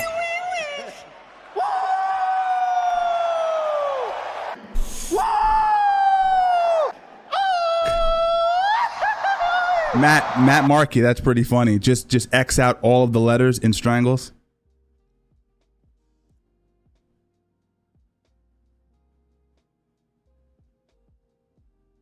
Exactly, Garrett. People don't know that. I have a newsletter, guys. It's not even Garrett's talking about that. If you guys want to join, it's on my website, StephenWilliamsOfficial.com. It's a free newsletter. I've never sold a single thing on the newsletter, but it's all about self-development. It has nothing to do with, we talk about fighting and stuff peripherally, but it's unrelated to fight specific stuff. So if you need anything like that to get your shit together, your motivation going, check it out. I never plug my newsletter, and I should be plugging it. Check it out. Again, it's completely free. There's no upselling on it. It's free. It's going to stay free. Always free. Black Lives Matter. Steven Goochstein, SP. You guys are great. I don't mind that one, Rob. Steven Sleeps People is pretty good. That's actually pretty good. But I still want to keep Strangle, so SP is safer. Steven SP is safer, probably.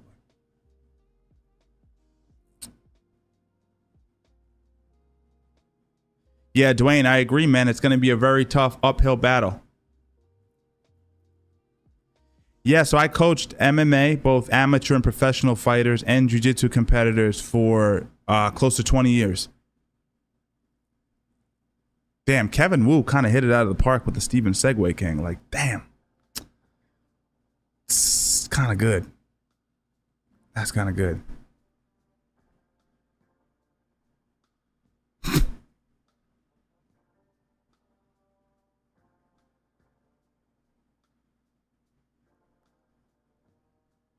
Pacifies people. That's pretty good.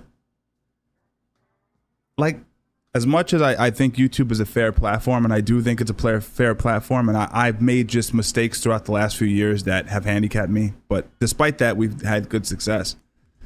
I'm just laughing. Like, part of me has that, like, oh yeah, you want to fuck me over?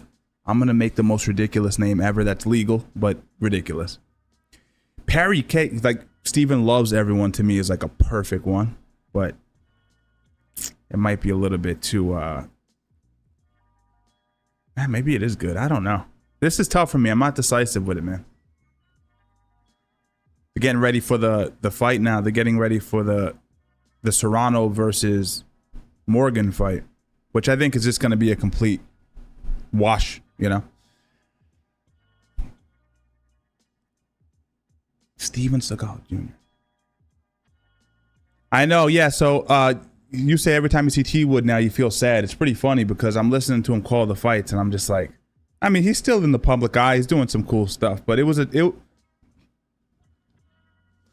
there are situations where, like, losing does cost you everything. Like, his legacy has been stained because he got knocked out by Jake Paul. He should have not taken the fight. Money's not everything, guys. I mean, it's a lot, but not at the expense of your brand and the way people see you. You have to be very careful to protect that.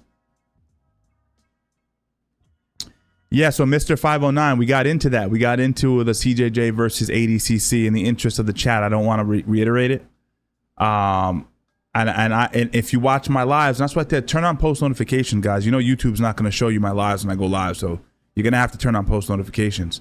The reason I'm saying that is because I covered my situation with Seth Daniels. I had an incident with him as well. Not no real shit, face-to-face shit, but just some not I'm laughing at one of the comments. He stiffed me on some money. Back before I had a following, I had like 100 followers on Instagram, no YouTube, so I wasn't a name. And he dicked me on a few dollars, so that's my view on him. I'm rooting for Craig Jones, but a lot of the people that I trained with for many years are competing in ADCC, so I hope everyone does well. Yeah, Turkey, I agree. It is a fall from grace. Like I said, when you go out there and you fight and you put money above legacy, it backfires. You know? Steven S people, but wouldn't you feel weird about that? S people? Like S? Like, what does S mean? And why is there a letter in between the people? I don't know.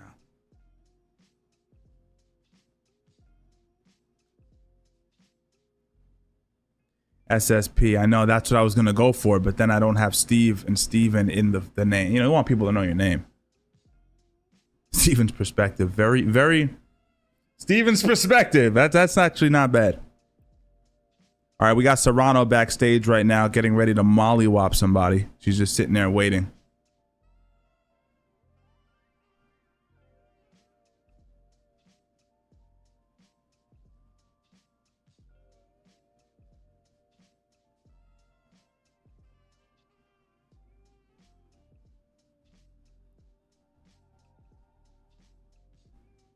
Yeah, leave out the last S for what? For strangles. We out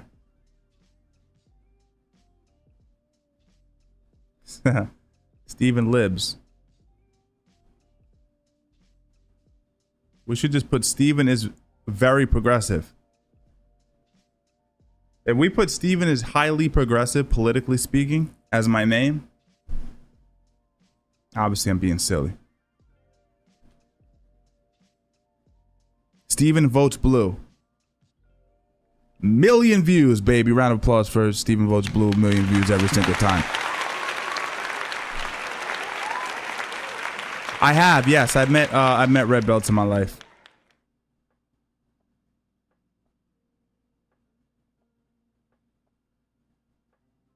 So guys, if I don't answer questions related to my picks, it's because some of these guys have been with me for over an hour or so, and I've already given my picks.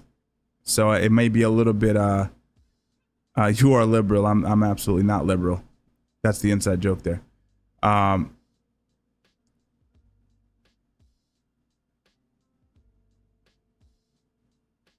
don't know who Showbiz is, my man. Talking cheap. I don't know who that is. Not being a dick. I literally don't know who that is.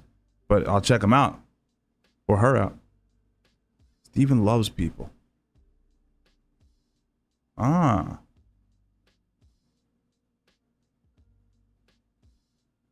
What do you guys think about Steven loves people? All jokes aside. We know it's an inside joke with us. We know that it strangles, but... Yeah, the reason I'm not giving my predictions, guys, is because I've already given it, so that's why I'm kind of like, that's what Steven startles children. Come on, man. Come on, man, with all that. You got motherfuckers conspiracy starting over here and shit. What? Steven startles children.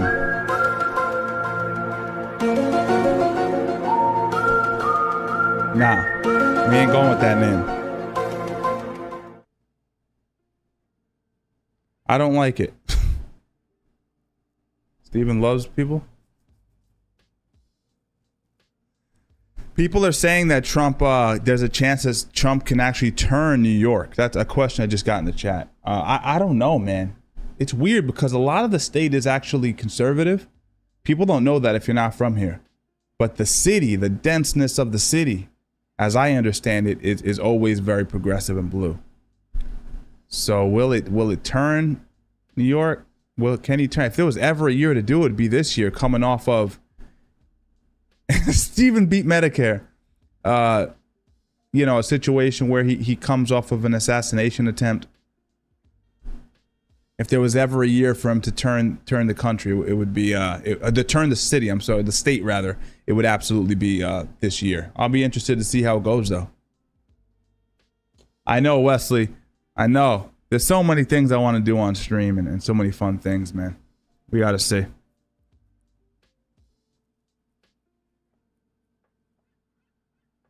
Steven beats Medicare is probably the best one so far.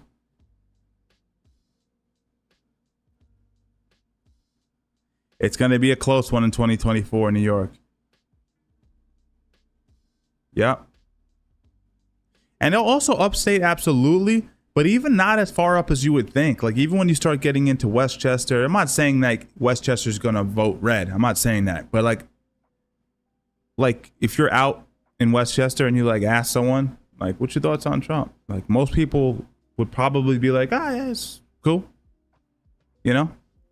It's not like the city. When you start getting into the city and you start getting into like college environments where kids are very young.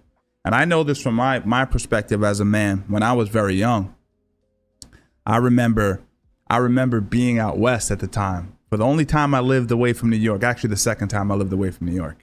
And this was when Occupy Wall Street was going on. And I was very, very young. And I remember sitting there going like, I need to be there. I mean, that's in my city. I went to school on 14th Street. I should be down there going against the big fucking corporations. And I didn't even know what this was about. But because I was young, my natural instinct was this is rigged, you know. So I empathize with the kids. You guys are nuts. I empathize with the kids, you know. And so I think that's what you get in the city, in those college areas, is you just get that mindset of, you know, us versus them, youth culture.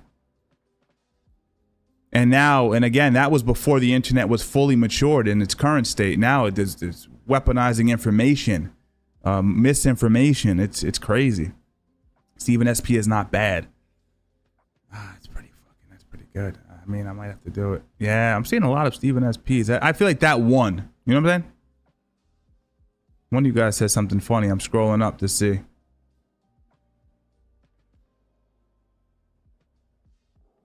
Yeah, I actually have a, yeah, you guys are dropping some funny stuff here.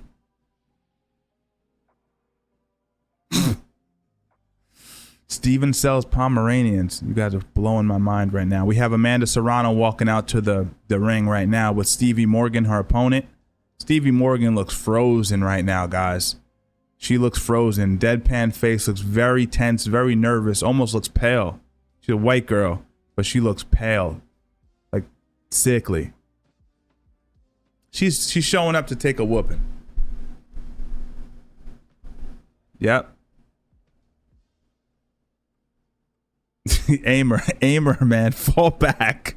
Fall back, Aimer. He goes, do you stand with the Jews, homies? Jeez, Aimer.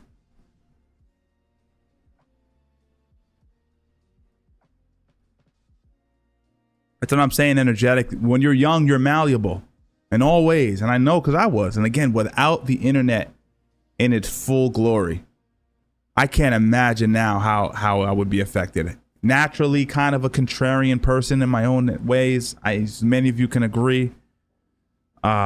Yeah, but this, the Occupy Wall Street thing had me for a second. But now as an older person, I understand their argument against these corporations and the corporatocracy. I get it. But I was like, I probably would have dealt with it differently. I wouldn't have been down there picketing with these kids. Steven becoming Stephanie, 1 million views. One of you guys said something funny, but it was on the screen. I'm trying to find it now. It was really funny, man. Steven watches YouTube. That's actually simple but funny. Rear naked Steven. Rear naked Steven. Naked. With YouTube, they'll see naked and they'll make a big deal out of it. Steven saves people is better than Steven loves people. Huh. It's a little cult leaderish if I don't say so myself. If I do say so myself. Steven saves people is a little bit much, maybe. Energetic hit me with it. That's what I saw.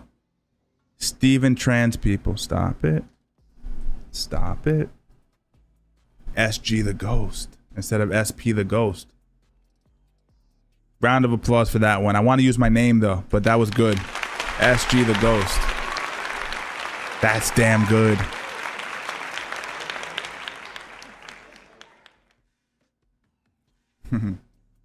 I served in the great meme wars of 2014 to 2016. The blue hairs lost, he said. Wow.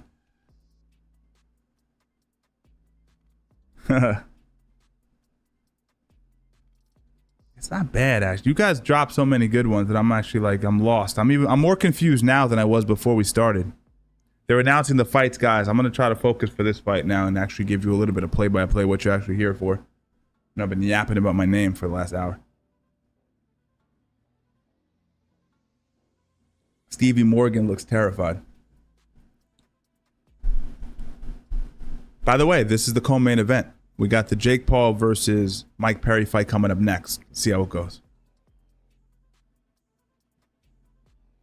I'm going to need you guys to really drop it, though, for real. I'm going to do a poll. If you're in here, turn on post notifications. Join the Discord. I'm going to be doing polls in different places. YouTube community post, Discord, Instagram stories. Try to come up with like an amalgam to see what you guys like. Excuse me.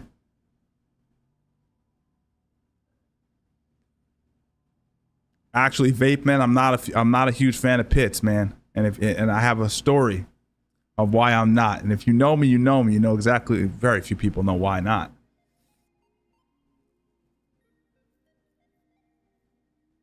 They're meeting in the middle now, Serrano and Morgan. Let me make the chat small so I can actually see it while I'm here with you guys here, so I can see what you guys are writing. All right, they're not gonna let me do it, right? I can pop this out. Beautiful, dude. What I need to... Oh, shit.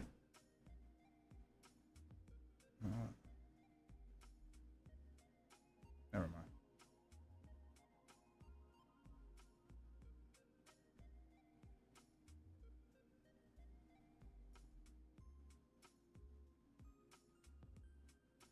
mind. Yo, guys, I was dying. First round, guys. I was dying while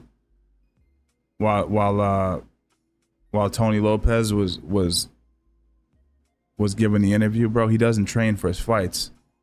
Crazy. Doesn't train at all for his fights. I said, but don't you want to hit pads at least just to like feel like, you know, just to feel confident. He said, he paused and he said, but why? Never in my life have I heard someone, a fighter, say that. Yo, John, I appreciate you, man. Here's the thing, guys. We're watching the co-main event right now. I'm looking at the chat. I'm trying to stay up with you guys, but I'm watching the fight. And I say this every time I watch Serrano fight, but man, this girl takes punches for no reason. She's brain dead, man. And I say that with all due respect, but if you ever listen to her speak, she's beating on this girl right now. She's standing there in the phone booth, no head movement, ripping short shots to the body, bullying her, just bullying her. And her thing is to make the fight entertaining. She knows most men don't want to watch women fight, period. Oh, nice stiff jab. So she figures if she fights intensely like this and makes it a brawl every time she fights, then men are going to take notice. And I think it's a good point. It's unfortunate, man. I think she could still be entertaining and take less punches to the head. If you don't know what I'm talking about, by the way, watch Amanda Serrano interviews, and you'll see she kind of slurs her words, connects her words that don't need to be connected. I know. I like Serrano, by the way. I'm actually not one of her detractors. I enjoy watching her fight. And I've been watching her since the amateurs. The thing is, though, it's like, don't be a bully. Like right now, she beat on the girl the whole first round, picked on her, beat on her. She's supposed to. The girl's horrible. Anyone, horrible. And then she stares at her as she walks away. It's like, us as fans, we know you're supposed to win too. So like, kind of weird.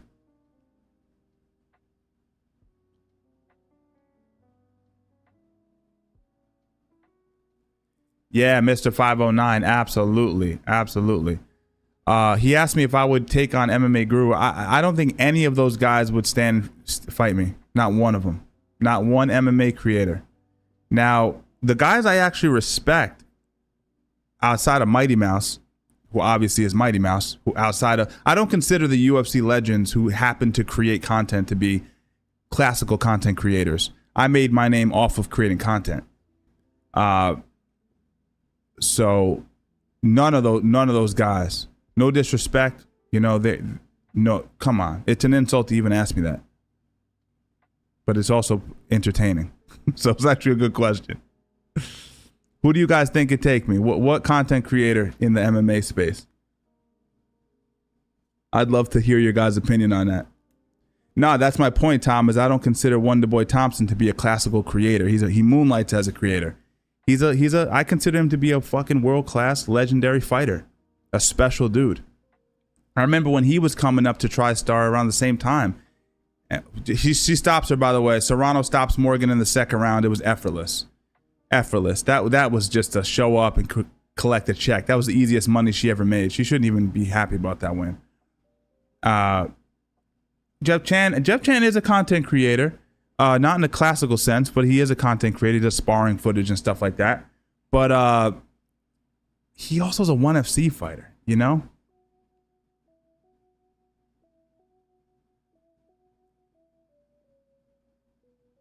But I'll tell you something, guys. I'll tell you something. I think, and I've been saying this for so long, MMA Joey. I saw him on Twitter. I was like, this kid, I don't know. Let me stop. I'm not a bully. Luke Thomas would kill you. Shout out Luke Thomas, man.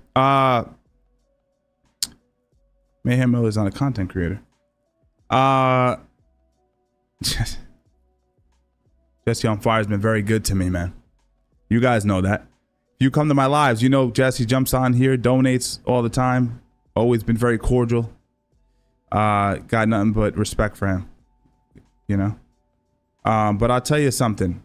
I've been trying to get my idea out and I keep fucking stammering. That was a easy fight for Serrano. She's done. Great fight. Basically just used Morgan as a punching bag.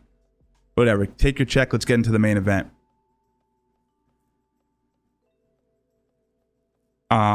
But here's my thing.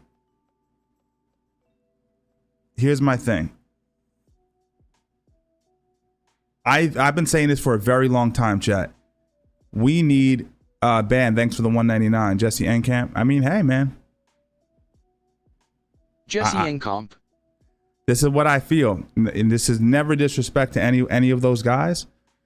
I say this, and MMA for content creators would be fun. You can't do jiu-jitsu. None of them will get past a minute. They don't know how to grapple at a high level. None of them are boxers. I don't fancy myself as a pure boxer. I spent a lot of my youth training boxing. But I think you meet in the middle. You go, well, you kind of do this, right? I do this. Let's see who can fight. And not even involving myself. I'm just saying in general, it'd be fun to watch content creators fight in MMA as opposed to boxing to begin with. I've covered Jesse's fights on this channel, and I was coaching through the reactions. There's a huge deficit in the grappling, in the wrestling, and size. I mean, I don't know how many of these guys walk around at 240 pounds, 230, 240 pounds. I don't think a lot of them are that big. Steven cancels people.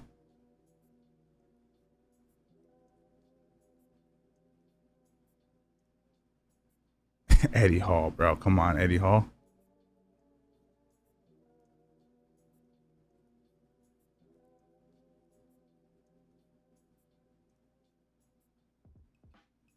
Yeah, I agree, Jared. That's what I want to see. I'm talking about from a fan's perspective. I'd like to see. You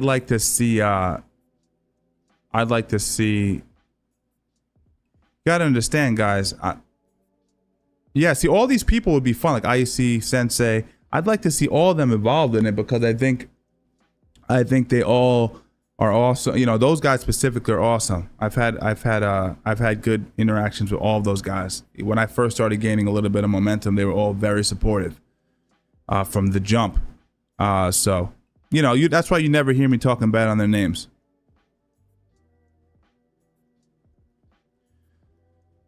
I think that would be fun, me and Shab. Shab's good. He's big. He has a little bit of that experience, but he has trashed his body for a long time. He is a bit older than me. Good enough defensive jiu-jitsu. Oh, risk, man. High risk there. Squeezle, man. I can't do that. Street Beefs is, and I'm not saying I'm above it, but I am. I love Street Beefs. I'd referee it, but they're not going to catch me fighting in the backyard, man. I agree with James. Round of applause for James. He says death sentence is a good choice. If you haven't seen my death sentence interview that I did with him and White Wolf, you should definitely check it out on lives. It was so funny. We clipped it. We're putting it on the second channel as well. But it's on here under my lives.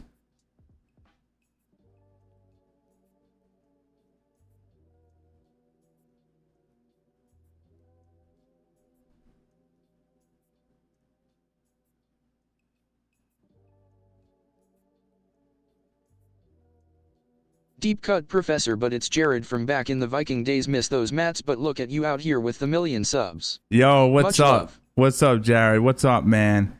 Jared is a student of mine from back 2 schools ago. And you even stopped by an arena for a long time. I appreciate the love, my man. And yeah, are you still streaming? I remember for a while, I remember seeing on Twitter you were streaming. I haven't seen you around much. But I remember, speaking of politics, Jared would always get into like discussions and debates with my partner at the time, who fairly conservative, Jared, I believe, and if I'm speaking at a turn, I apologize, but is on the left and educated on politics. I always loved those talks, very, very interesting. I would be walking by, passing by, not getting involved. But yeah, man, I appreciate it, bro. I hope you're doing well. Your opinion on training and not competing? As a young man, you have to, this is what you have to do. It ain't about being a young man, but you really have to, thanks for the $2. You really have to make sense of it for yourself. So it's a tough, I competed through my teens into my 20s. And then when you make that shift, you got to figure out why you're training. Your training can't be for competition. Otherwise you'll stop once you stop competing. I think it's fine. Train to become a better person, to become a technician. If you want to compete, you can. I think everyone should, but I don't think you need to. The greatest jiu-jitsu coach in the world has never competed before. Think about that.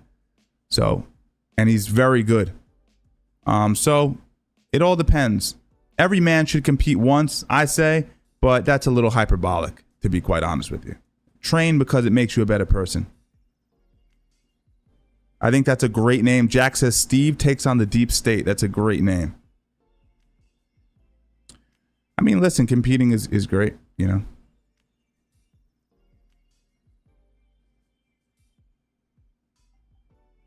Nah, because I'm going to shave it off again, Pies. I'm going to shave it off again. I'm going to shave it off again probably in the fall or winter, and then I'll probably grow it back again. So I'll go back and forth probably.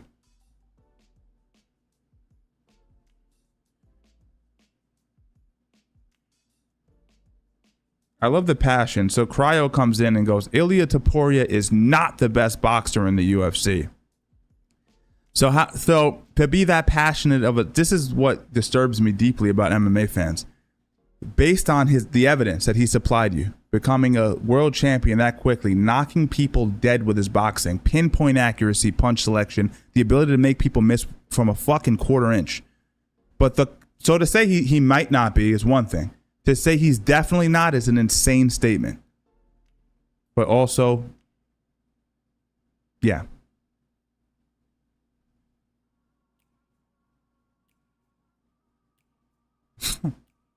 I can't answer that, Skull Kid.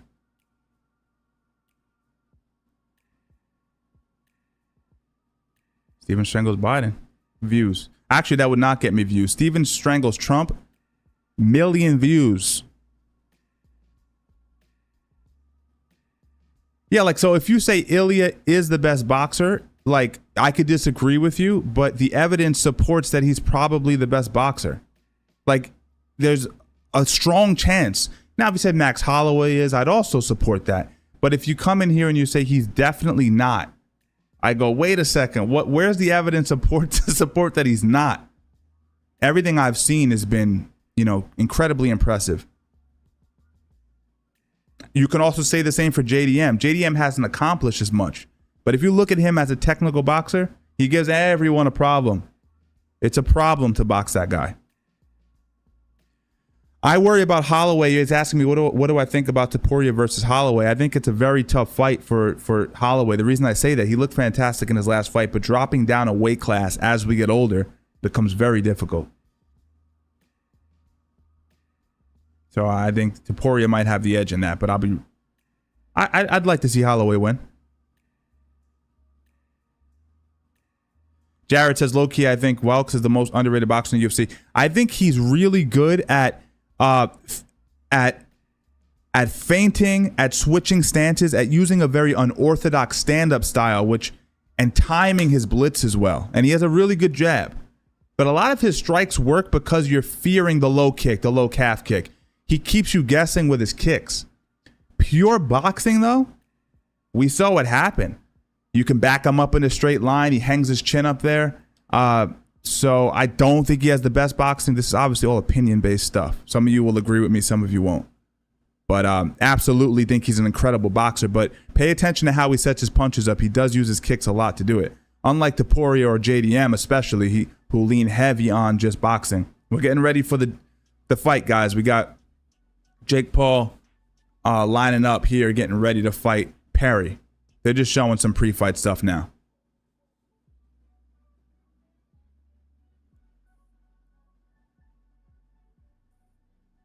Steven Spoon's people could be a good one. I'm going to need you guys to help me. All jokes aside. American wrestling hope? I don't think the last. I think the most recent, though, 100%. And thanks for the two, my brother. I think for sure Bo is likely going to get his hands around a title. He's just too much of a problem with the wrestling, too educated, too well conditioned, and his striking's just getting better, and he's getting more comfortable being out there. So he's just going to be tough for the beat. So the last American hope for wrestling, I don't think last, but certainly the one. This is his moment. King Green. Man. I struggle with King Green, man. I struggle with him. I used to love him until that headbutt of Jared Gordon.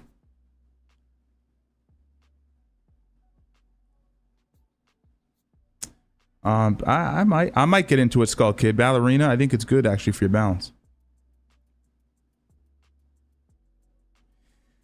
Yeah, it's true. You know, you can be here, man, right, as a fighter, and the next minute you can be. It's such a volatile career choice because you're playing with your biology. your passion, the way you see yourself. Yeah, it's tough. I mean, we wake up, right? One year we feel a certain way, the next year we feel different about ourselves. Imagine having to do that, but you got to fight. It's crazy, man. That's why I show fighters love. I struggle to talk as much shit as I like to talk, and I love to talk shit. I actually struggle. A lot of these MMA YouTubers, I don't consider myself an MMA YouTuber, but a lot of these guys who cover MMA, they talk freely, they talk shit freely because they don't respect fighters. They've never been in a room with top guys. They've never sparred. They've never competed before. And that's, you know, and that's fun. It's entertaining. I get it, but it's a fucking tough career, guys. It's a tough career. You know, I don't glamorize it. You know, I don't glamorize it. You know, you choose to fight for a check. You're not saving lives, like, but I'm just saying. I'm just saying. Oh, Jared, I thought so. Yeah, so Jared, that's awesome that you're a lawyer. Congratulations. That's probably why you haven't been as active online. But hey, listen, man, that's awesome. And if you're still here, absolutely send us your email your contact information. I'm working on a bunch of things, so I might need a little bit of help. Don't know what you do, if it's criminal or civil or what, but yeah. Contact at StephenWilliamsOfficial.com. Steven is Nico. Come on. Similar genetics, but I'm not Asian. Superior genetics, arguably, some would say.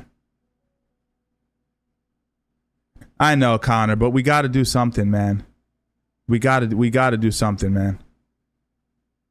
I think Bradley's a big guy. I think he certainly is a big body to move. I think you train for a person, like if I'm training for that body type, for that style of unpredictable angles. I just think the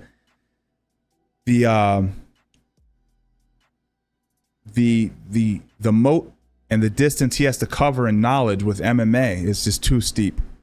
Too steep. Calf kicks, oblique kicks, feints, misdirections, violent in the clinch. 240 pounds, like not a small person myself. So I think it's just too much of a learning curve. We're not just two guys throwing punches. You know, we're hitting singles. We're all balancing each other. We're not a good idea for him.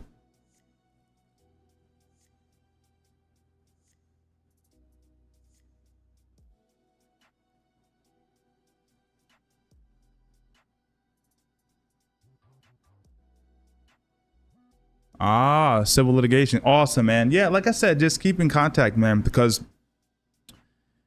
I don't know the scope of what we're doing. You know, always dealing with different contracts coming in. I don't want to talk too much on stream, but we'll definitely talk, man.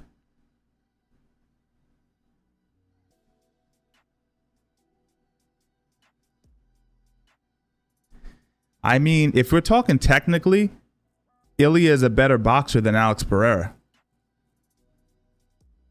And I'm not saying Alex hasn't had pro boxing experience. I'm not saying he can't hang in there with top boxers. We've seen him box top boxers 100%.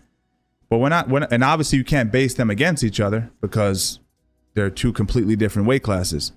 But if you want to go bar for bar in technique, in body positioning and mechanics, stop it. Stop it. Not even close. Sean Strickland, another guy, can hang with a lot of top boxers. If we're going technique for technique, stop it. Max Holloway is an argument. That's a strong argument. Max Holloway and JDM are two very good. If you want to be respected by people, don't bring up like that. It seems convenient, like Alex Pereira, because he knocks people out with punches and he has boxed before.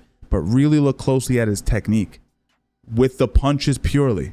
I'm not saying the calf kicks that set it up. I'm not saying just the timing on the left hook. I'm talking about punch selection in general.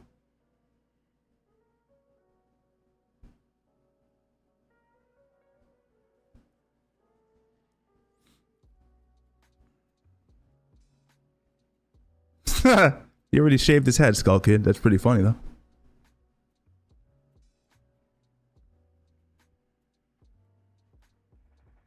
You know what, James? Let him go, man. Honestly, I might see something that holds that actually grabs my eye. So feel free. I'm still looking in the chat if I see anything. All right, guys. I got Jake Paul backstage. He has a good sweat. This is a good thing to see. Fighter's backstage and he's drenched. That means he's warmed up. You want to warm up. You want to feel like you're going into your second or third round before the bell rings, so you don't get caught cold out there. Yeah, and by the way, I'm not picking on this guy. I don't remember his name, but yeah, thank you, Black Warrior. I appreciate it, man. I don't want to pick on the guy because he's voicing his opinion about his favorite boxers. I don't know his experience level, how old he is.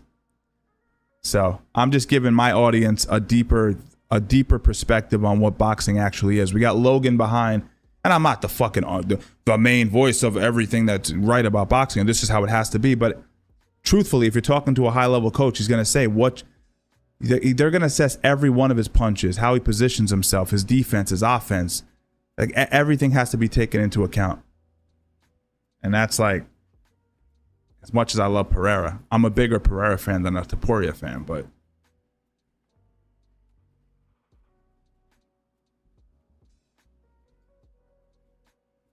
hell yeah, Cryo.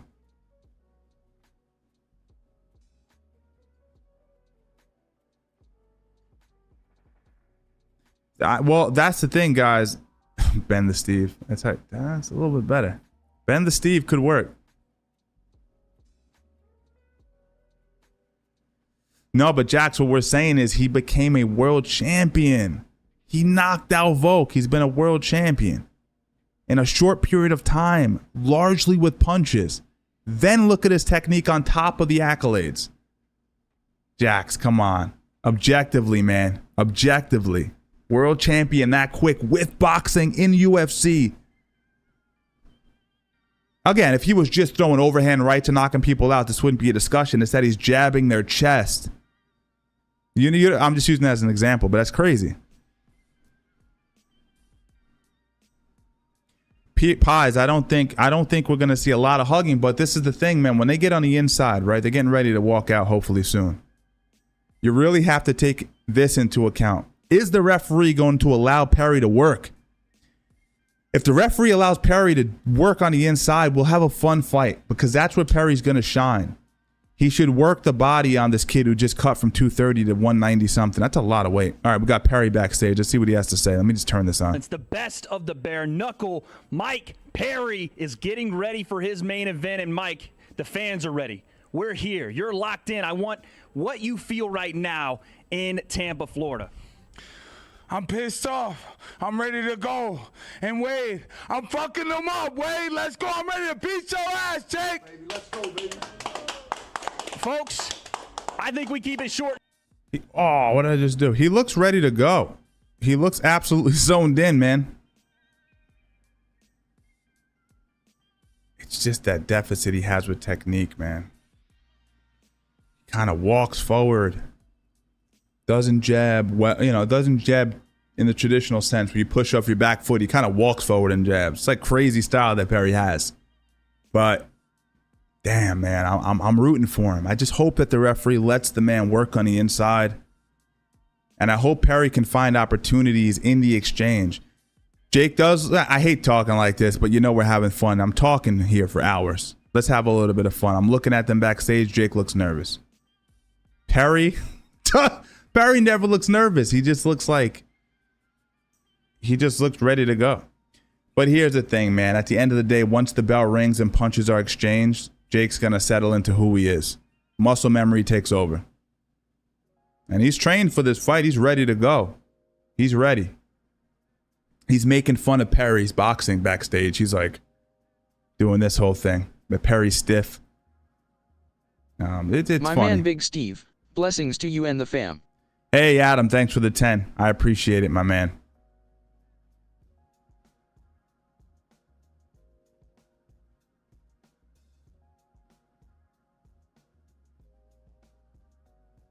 Checking the chat here. I lost track of you guys for a good while there.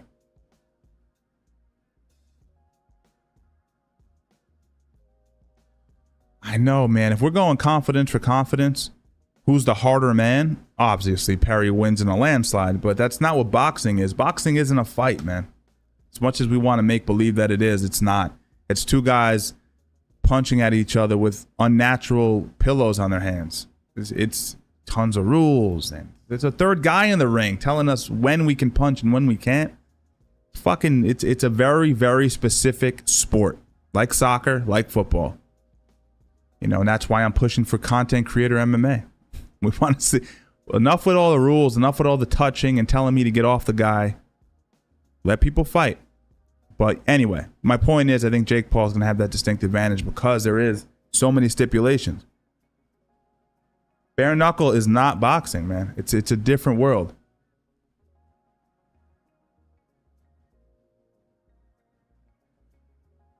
It's true. That's true. That is true.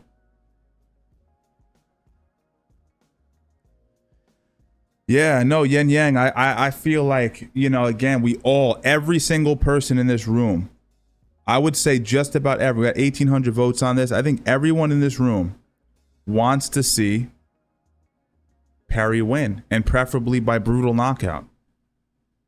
You know? Yo, Jordinho, I know, man, that was insane. That was an insane knockout. That was no joke. All right, both guys are backstage. They're moving around a little bit. We got Jake, I almost called him Jake Perry. We got Mike Perry doing like these quick, like almost football stutter steps and shadow boxing at the same time. Jake Paul's watching him while he does it in the monitor and laughing. It's going to be interesting. The thing with Jake is Jake knows he's in, at the very least, there is probably a technical deficit, but he knows he's going to have to fight. But I just worry, man. The more the fight gets closer, I'm sitting here thinking, man, Perry puts his chin up there like nobody's business, man. Is he going to get hit with a right hand and knocked out in the first round? Oh, man, I hope not, man. I hope not, chat. I really hope not. My hope is that, okay, comparable age, 27 and 32, 6'1" to 5'10", 200 pounds to 196. They say Jake Paul is actually probably closer to 215 right now. So there's going to be about a 15-pound weight advantage.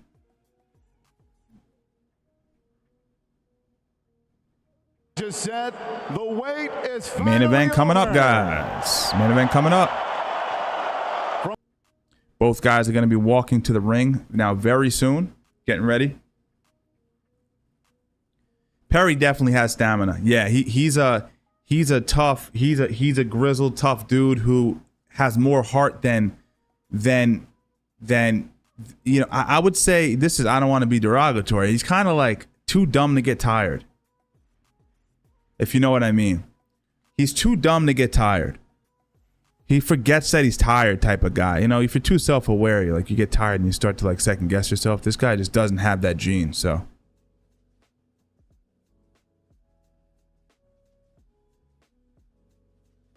For real, Jax, if he gets KO'd in the first round, you're going to see this stream end as soon as his body hits the canvas. You're going to be like, what happened to Steve? I thought we were talking about the new name change for the channel.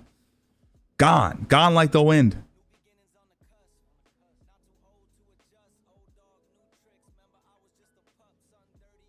Yeah, it's going to be fun, guys. We're getting ready. We got Perry walking out to the ring now, I believe. Let's check this out. Yeah, I don't want to get copywritten there, but we got him coming out.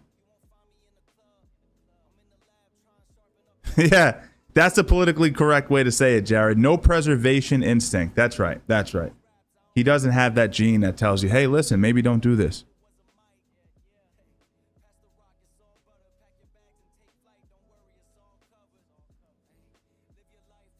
And it's a blessing, by the way. Me and Mike, you know Mike Boyle, we used to talk about this all the time. We used to be like, man, it pays to be dumb. Like, the best fight, not the best fighters, but like majority of really good fighters, if you actually sit down with them, they're not all there, man. There's a little bit of that thing.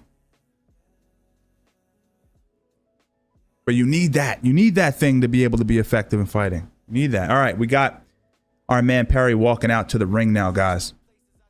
Punching on his chin a little bit, getting himself hyped up, bouncing around. Ready to go. Ready to go. By the way, I gave a prediction for this fight, a detailed prediction in the membership section of YouTube. We have membership sections here on YouTube where I give exclusive content. I try to get out at least a video a week. We do polls, stuff like that. If you're a member of the channel, you get all those perks as well, different perks. Jax knows a few of you guys in here are members. So if you want to join, start to $5, I believe. Check it out. All right, we got our man walking out to the ring right now, ready to go. He looks pumped up. He has his entourage behind him. Cryo, if I could pin that, I would, man. By the way, we got the Discord pinned at the top of the chat if you guys want to join. That's really funny. He got that dog in him, but not like Izzy. All right, Perry, jumping into the ring now, guys. Just moments before my man Jake comes out. It's war, baby. It's war. We want to see if a BKFC champion, a former MMA fighter, can step into a boxing ring with zero pro boxing experience and fight a bigger, younger man. And win. Everyone's against him. Everybody's against him.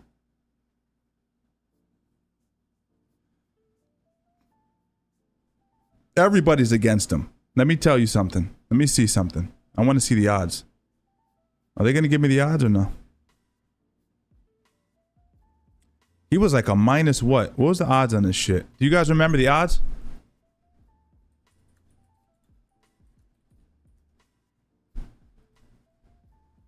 Let's see the odds. Jake Paul is a minus 425 favorite. I mean, what do you expect? That's what we all expect. All right, we have Logan standing behind Jake with Levon Love, whatever his trainer friend is, Love, whatever his name is, behind him as well. He's got the Gladiator outfit. Great marketing on the chest plate. That's his new product, the W product, I think it's called. It's the body spray, full body spray. Great product placement there. It's a cool, it's a cool getup. It's a cool getup. I'm not gonna poop on him. I'm not gonna poop on him. I think it's a cool getup. Now remember, Logan Paul came this close, by the way, to fighting Mike Perry for the match where he actually ended up fighting Dylan Dennis. If Dennis were to pull out for any reason, Mike Perry would have been the one to step in. So this is a weird full circle moment happening right now. In Tampa, and Jake Paul did it in 4 weeks, which is unheard of in almost any situation. I think they're talking about the weight cut. I mean, I don't know. I cut 10 pounds in a very short period of time, about 2 days, for a fight. So you could definitely do it. If you had 3 weeks to cut 30 pounds, I mean, I could do that, no problem. It is. I'm not saying it's not a lot, and it did affect. It's gonna hurt your cardio, but MMA cardio and boxing cardio is a little bit different. What, this is an 8-round fight, I think we talked about, so it's not even a full-on. It's not even a full-on, 10-rounder. Hey, Jake Paul. Oh, now they're doing this thing. All right.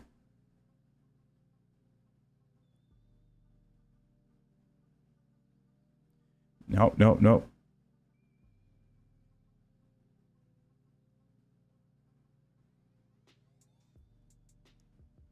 Russell Crowe is pissed. They're actually remaking Gladiator, which I think is probably not a good idea.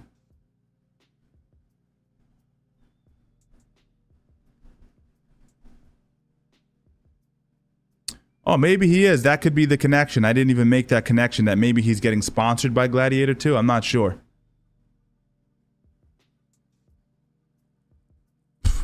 I love when you guys jump in the chat. You just shit on Jake real quick.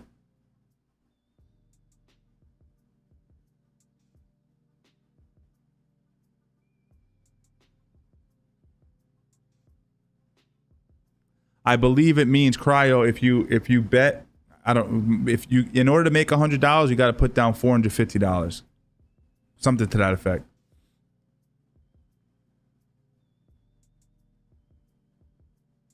Oh, okay, Eddie. It's a sequel, which is equally as disturbing. It could end up being a good movie, but as long as it's not a remake, I guess I can get down with it. All right, he's coming out to the ring. He's even coming out with one of those, what would they call those? These guys like gladiators pulling him. Trolley? It's like a trolley type situation he has. The moment. Chariot would be the word. There we go.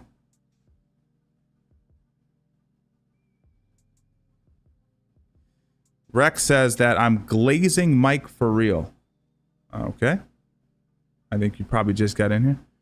Stephen SP. Yeah, that Francis. That's what I'm thinking. That's what I'm thinking.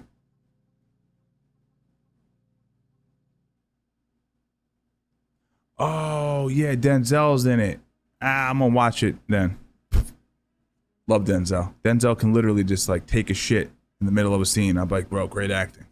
So, did you see the delivery on that shit? He was just so in the scene right there. All right, he's in the ring, guys. Jake Paul is officially in the ring. Let's go. Let's go.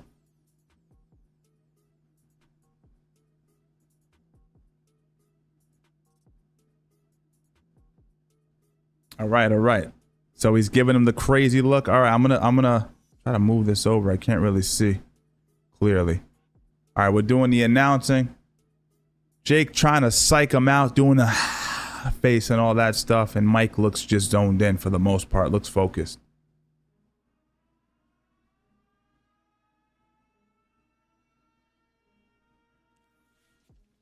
The fight's on right now, guys. The fight is on right now. They're announcing the fighters right now.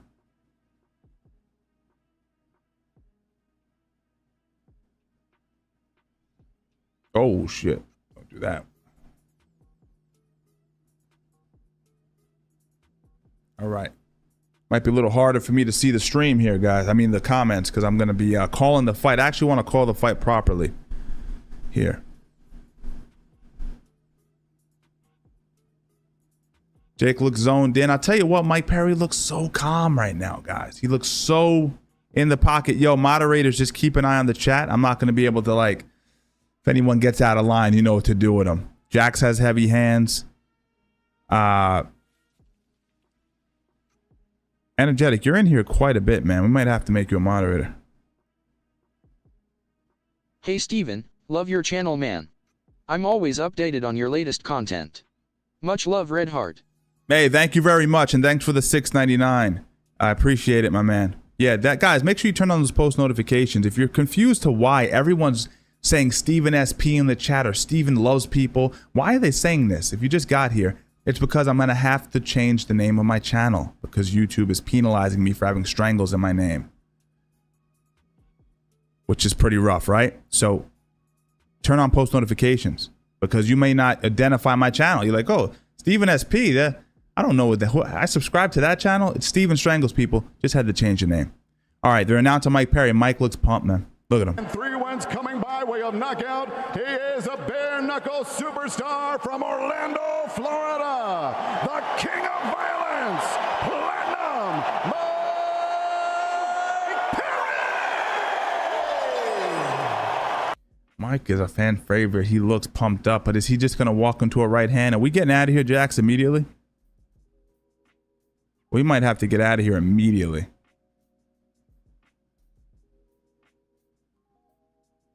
Jake, eyes look nervous. Looks fear I see in his eyes. But I'll tell you what, that's healthy. If you're going into a fight and you're not a little scared, a little fearful, then that's not a good thing. And your defense isn't going to be sharp. You're not going to have that self-preservation gene like we were talking about before.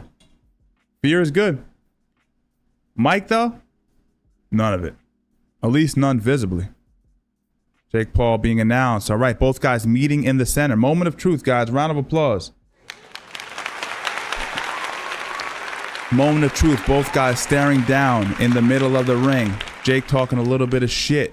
All right, both guys go back to the corner. Let's call this fight.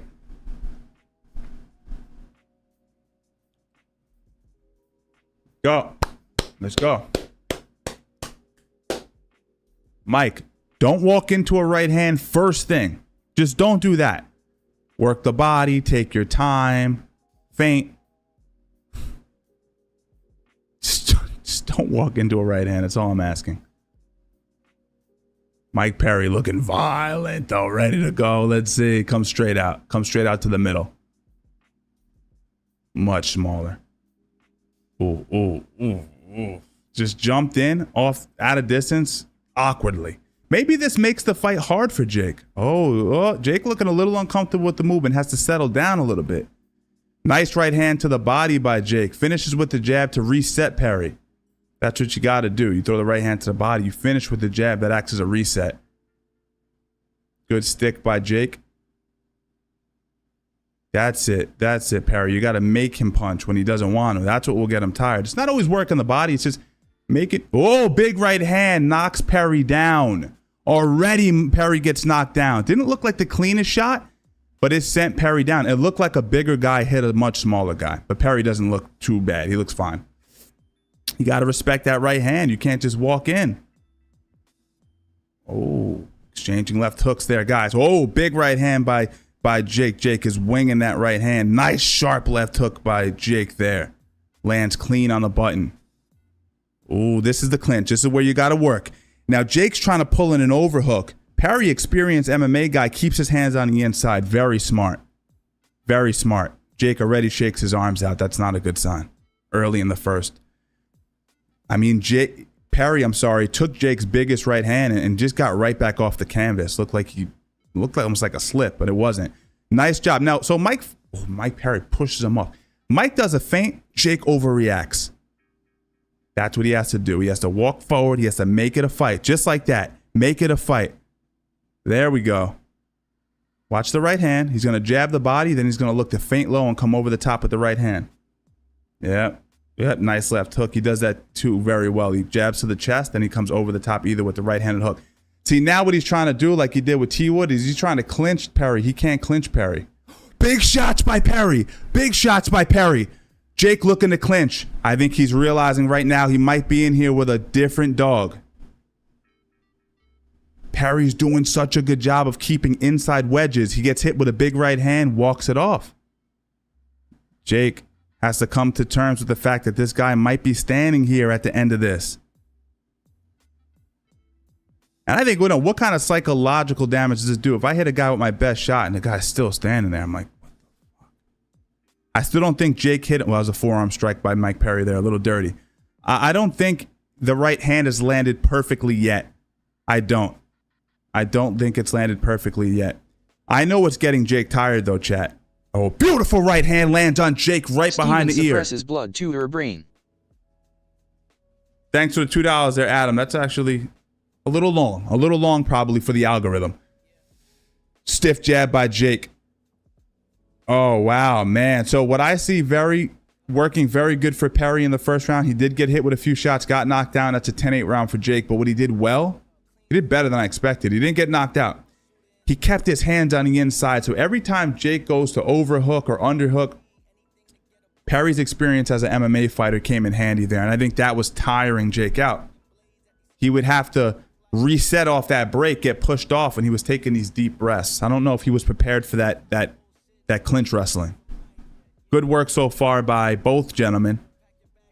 Going into the second, a few of you guys brought up the fact that Jake's weight cut, different style of fighter, it might get him tired. You might be right. We're going to have to wait and see, though. Let's see. He's like flinching out of range. That wasn't a clean right hand. It's a knockdown. The glove touched the ground. But if you look how it landed, it hit him, but it kind of hit him like right on the shoulder, above the shoulder. It wasn't a clean shot is my point. It didn't do much damage. All right, second round. Stiff jab by Jake. Guy just comes with his chin right in the middle. So easy to hit. It's crazy.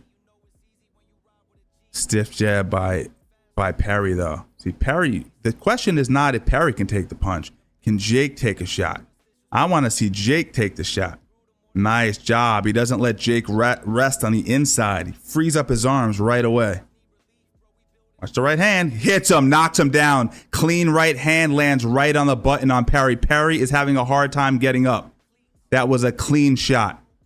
Clean shot, chat. He goes down. Second round, 2 minutes and 18 seconds left. He's getting hit with some more shots. He has to move his head. He's going to get walked right into the right hand. He just doesn't move his freaking head. It's just right there to be hit. He's walking right into it still. He's he's making it a fight, which is good. He's roughing Jake up, but he can't get hit with another right hand like that. He's going to get put to sleep. Beautiful wedges. He's using those reverse cross faces to stop Jake from clinching. He has to really hope that this sort of a fight will make Jake tired in the second half of the fight. Jake lining up the right hand, doesn't want to throw it too many times, though, wants to mask it. Perry making it a fight, but not able to land anything clean. This is what I suspected would happen. Another right hand. Perry rolls it off the shoulder, Mayweather style. Very clean. Stiff jabs by Jake. Very good jabs. Nice short right hand by Perry, clubbing. Marciano-like right hand. Jake didn't like it. That's exactly what Perry has to do. He has to walk Jake down. He has to find the range to land the short clubbing shots right here behind the head. Good self-control by Perry there. I don't know if I would have had the same self-control. He's walking to him. The thing is with Perry, he doesn't jab his way on the inside. He kind of, oh, beautiful short left hook on the inside. Jake picks it off slightly with his backhand. Oh, takes Jake down. Rips the waist to the ground and hits a snap down. Beautiful work by Perry. Just makes Jake tired. He has to stand back up from the canvas. Now he's complaining to the referee. Don't pull me down. You're headbutting, all this stuff. Perry, get back to work, buddy. Big left hook by Perry. Landed right on the button of Jake Paul. His legs went stiff for a second.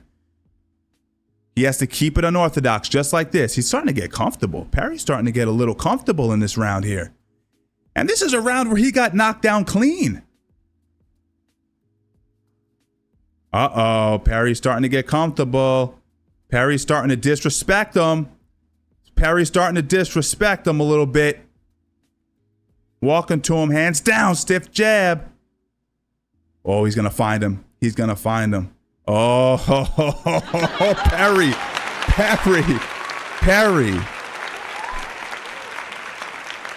Lost the round again.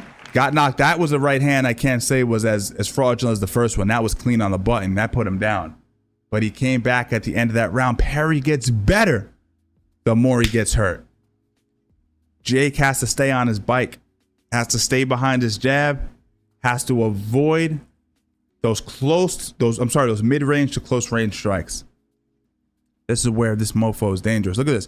He jabs to the chest, right hand, right on the chin. Puts Perry down. Perry's eyes were closed when he got hit. He should have went unconscious, but he gets right back up. That was a beautiful right hand. That's really what Jake has. He kind of ducks his head, closes his eyes, jabs the chest, rips the right hand. And when you're a guy like Perry who doesn't really mask your entrances at all, he's walking straight through the front door. How's everyone doing? Getting hit with the right hand every time. All right, third round, guys. I think he has to start in this round where he left off in the second, meaning he has to stay. There we go. Bully him. Move your head side to side. Stay unorthodox. And he should be able to create carnage on the inside.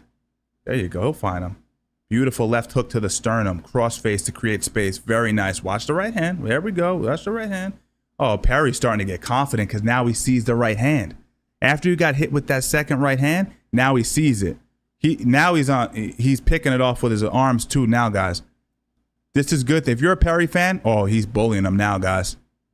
Jake right now is going, why did I choose this guy? Yeah. Let's see. It's going to tell you a lot about Jake. It's kind of hysterical that he's challenging Canelo Alvarez. He's like struggling with Perry. The legs are stiff. He got hit with a left hook, and the ankles of Jake Paul started to wobble. He wobbled him with a left hook. That's what Perry does good. We said it in the members-only video that I released the other day. He punches inside of your punches. He's a master at exchanging. Perry's going to knock him out this fight, I have a feeling, if he doesn't get hit with a right hand. Jake got wobbled bad there. Perry has to keep it like he's been doing. Now he's picking off the right hand. Now he's trying to blitz him with the 1-2. Jake is, but Perry's smart to it now. Now Perry's starting to touch him with the jab. A left hook lands on Jake. Jake's getting tired. He's trying to clinch, but those forearm frames are maintaining distance, and it's forcing Jake to reset and take those deep breaths. And the more sloppy he gets, the more this becomes an actual fight, the better Perry will do. It's looking bad, guys, if you're a Jake fan. Jake hits him with a hard right hand. Mike Perry walks right through it. This is where that lack of experience starts to show. This is what we were talking about earlier in the chat. He hits him with a stiff left hand. Paul's looking bad against the ropes. He's going to go down. He's going to go down, guys. He's getting bullied now. This is what Perry does. Heart to heart. Too dumb to know he's tired. Too dumb to know he's in danger. Forces you to fight. I mean, truthfully, we've never seen Perry get out-hearted in a fight. Jake doing his best that he can. He's throwing what we call pistons. Right hand to a jab. He's chambering the jab off the right hand. He's using all the tricks he's learned the last few years. It's just not enough. He hits Perry with an uppercut that should have knocked him out. Perry's still walking forward. Zombie. Good shots landed by Jake, though. Let's give him a little bit of credit in the last 30 seconds here. Those are hard shots to take. He's bleeding, guys. Jake Paul's bleeding. This is the first time that I've seen him look significantly hurt in a fight. Bullied in a fight. Hard left hook lands. Oh, man, this is bad for Jake. This is bad for Jake. I think he lost that round. I think we got 10-8 first round, Jake. 10-8 second round, Jake. 10-9. 10-9. Perry third round, in my opinion. Are they going to give it to Perry? Absolutely not. They're going to give it to Jake. So let's just assume Jake is up 3 rounds, 2 of them being 10-8s. Guys, if you're not watching this fight, I'm doing my best to keep you into how exciting this fight feels. Let me tell you, this is one hell of a fight. This is very fun. I'm going to rewatch this with the volume on tomorrow. This is a hell of a fight. Jake taking deep breaths. His coach is giving great advice, saying feint high, jab low, come back over the top with the right hand. Telling him to work the body and the head. Great advice. That's exactly what he needs to do. But this is no longer about boxing. This is about 2 guys. Heart versus heart. That's not a battle that Perry's going to lose. He comes out southpaw, throws Jake off a little bit, lands a left straight, gets touched with the left hook as well by Jake Paul. Jake Paul tripling the jab, very smart. Light right hand stiffens Perry a little bit. That was beautiful. He's listening to his coach. But it's not the beginning of the round you got to do well. It's the whole round. Perry gets hit with a left hook that really rocked him. A right hand blocked partially, but definitely moved Perry. Perry has to immediately, he's winging right hands now. Perry has to get his respect back, has to remind him that this is a fight. Can't do the boxing thing. Jake looking for that big right hand. There we go. Out of range, though. He's starting to telegraph it. All right, this is where he settles in. Oh, strong headbutt on the inside by Perry. See, Perry has lost the first 40 seconds, but we still got over 2 minutes to go. So I say Perry now pulls it in, gets into that mid-range, and starts to exchange. He has to start working now, though. He does really well when he shifts his head awkwardly from side to side as he walks forward. It freezes Jake, and it gives him the opportunity to chamber his left hook. He has to get busy, though. He has to get a little more active. He's giving away these early moments. Oh, he gets wobbled with a jab by Jake. Jeez Louise. Jake's throwing hard shots. Perry is wobbled, but throws a stiff jab to slow Jake down. Big right hand. Just misses the buzzer. Oh, man. Jake is trying to kill Perry, and he's going to have to. He's trying to kill Perry. Chat, this is one hell of a brawl. Jake doing a great job. Hopefully, for him, he doesn't blow his wad. Still, great jab. He takes a deep breath. I mean, he just went 2 minutes pretty much sprinting. Now Perry has to remind him that this is a fight, and he has to hurt him. When he's tired like this is where you got to start getting busy with your combinations. But Perry's hurt, man. He has to find himself. He's eating another stiff jab. Those are stiff. It was a jab that rocked Perry recently. The last moment that he got hurt, it was from a jab. It wasn't a right hand. Perry doesn't have really, it seems like he gets hit with a jab again. Oh, he's getting wild, Perry, but he's getting hit with a lot of shots. Oh, he's getting sloppy. He's really damaged, man.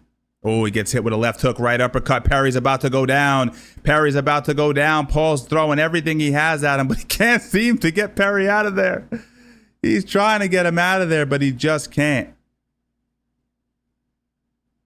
I'm hoping Perry gets a second win, man, but he has to get out of this round. This is bad. He's one more right hand from being completely unconscious. It's the jabs that are killing Perry. His legs are absolutely shot, chat. Perry's legs are gone. His head's falling forward past his toes. Oh, another jab. I mean, the referee's probably looking for a reason to stop the fight, too. Oh, he's all over the place. Perry's all over the place. He's spitting blood on the canvas. This fight's over, chat. It's going to be over pretty soon. I thought he was going to pull it together coming out of the third round, but by the looks of it in the fourth round, I don't know what happened. He just came out and he allowed Paul to get a jump on the action and land way too many jabs. Now he's shot. And the truth is, no matter how much heart you have, once your legs go, it's very difficult to get him back. It actually typically doesn't happen. Man, tough.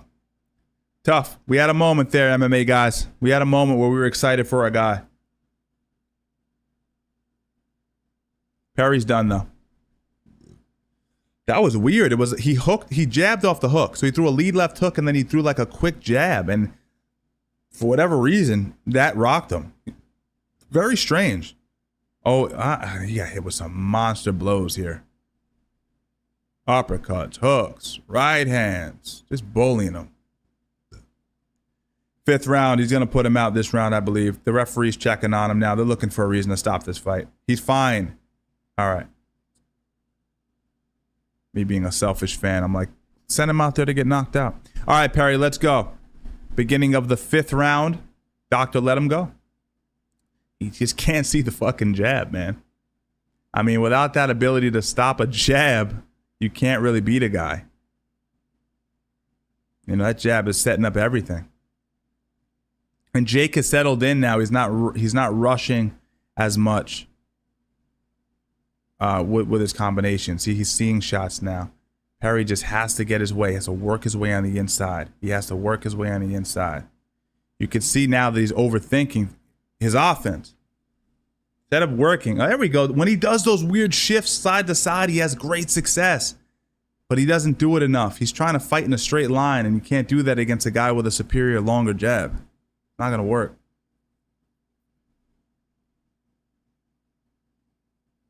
Fucking jabs, man.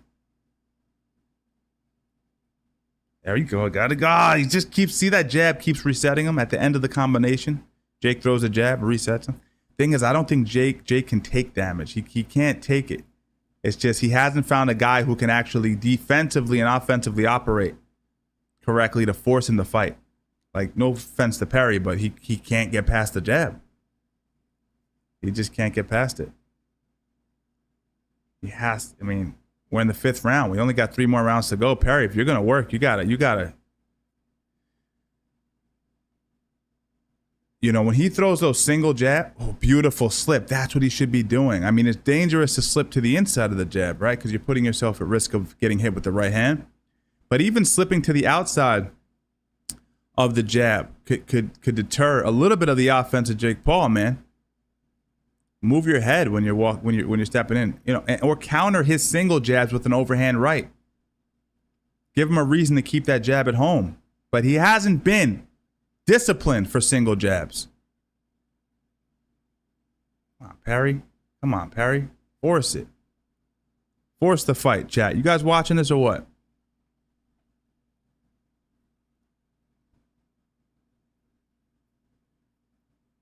He does great when he moves his head. He just doesn't move his head. And it's like he has 2 cinder blocks connected to his feet. If you watch Mike Perry move his feet, you know, you'd be certain that he has some sort of concrete situation. Oh my God, those legs. He's clinching now. Oh, nice short shot. Short right hand from Perry. Oh, stop. All right, get out of here, ref. He lands one fucking punch and you want to get in the middle of the goddamn action. Get the fuck out of here. Jake's tired now. See, that referee's a savvy one. See, you hurt him. Now you work him. Perry, now you work him. Too little, too late. Perry had good success in the last 20 seconds of the round, but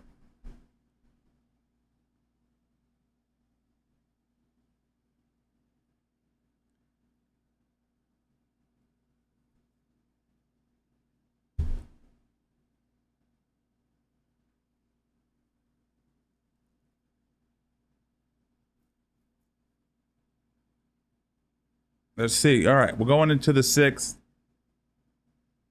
Oh, we got Hulk Hogan in the crowd. Fresh off the RNC convention. Straight from the stage. His name is as big as it's been in a very long time. All right, so now, going into the 6th, Perry has to make this a fight. He has to get past that jab. 3 more rounds to work. It's just not enough time, guys.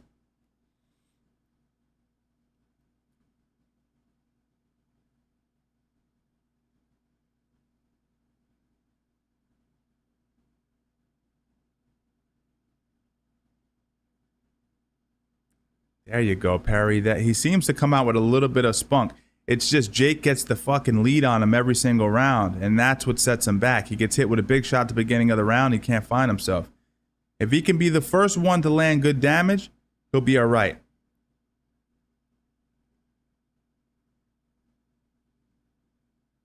Oh, nice left hand by Perry there. Clean right left hand. Keep it going, Perry. That's what you got to do.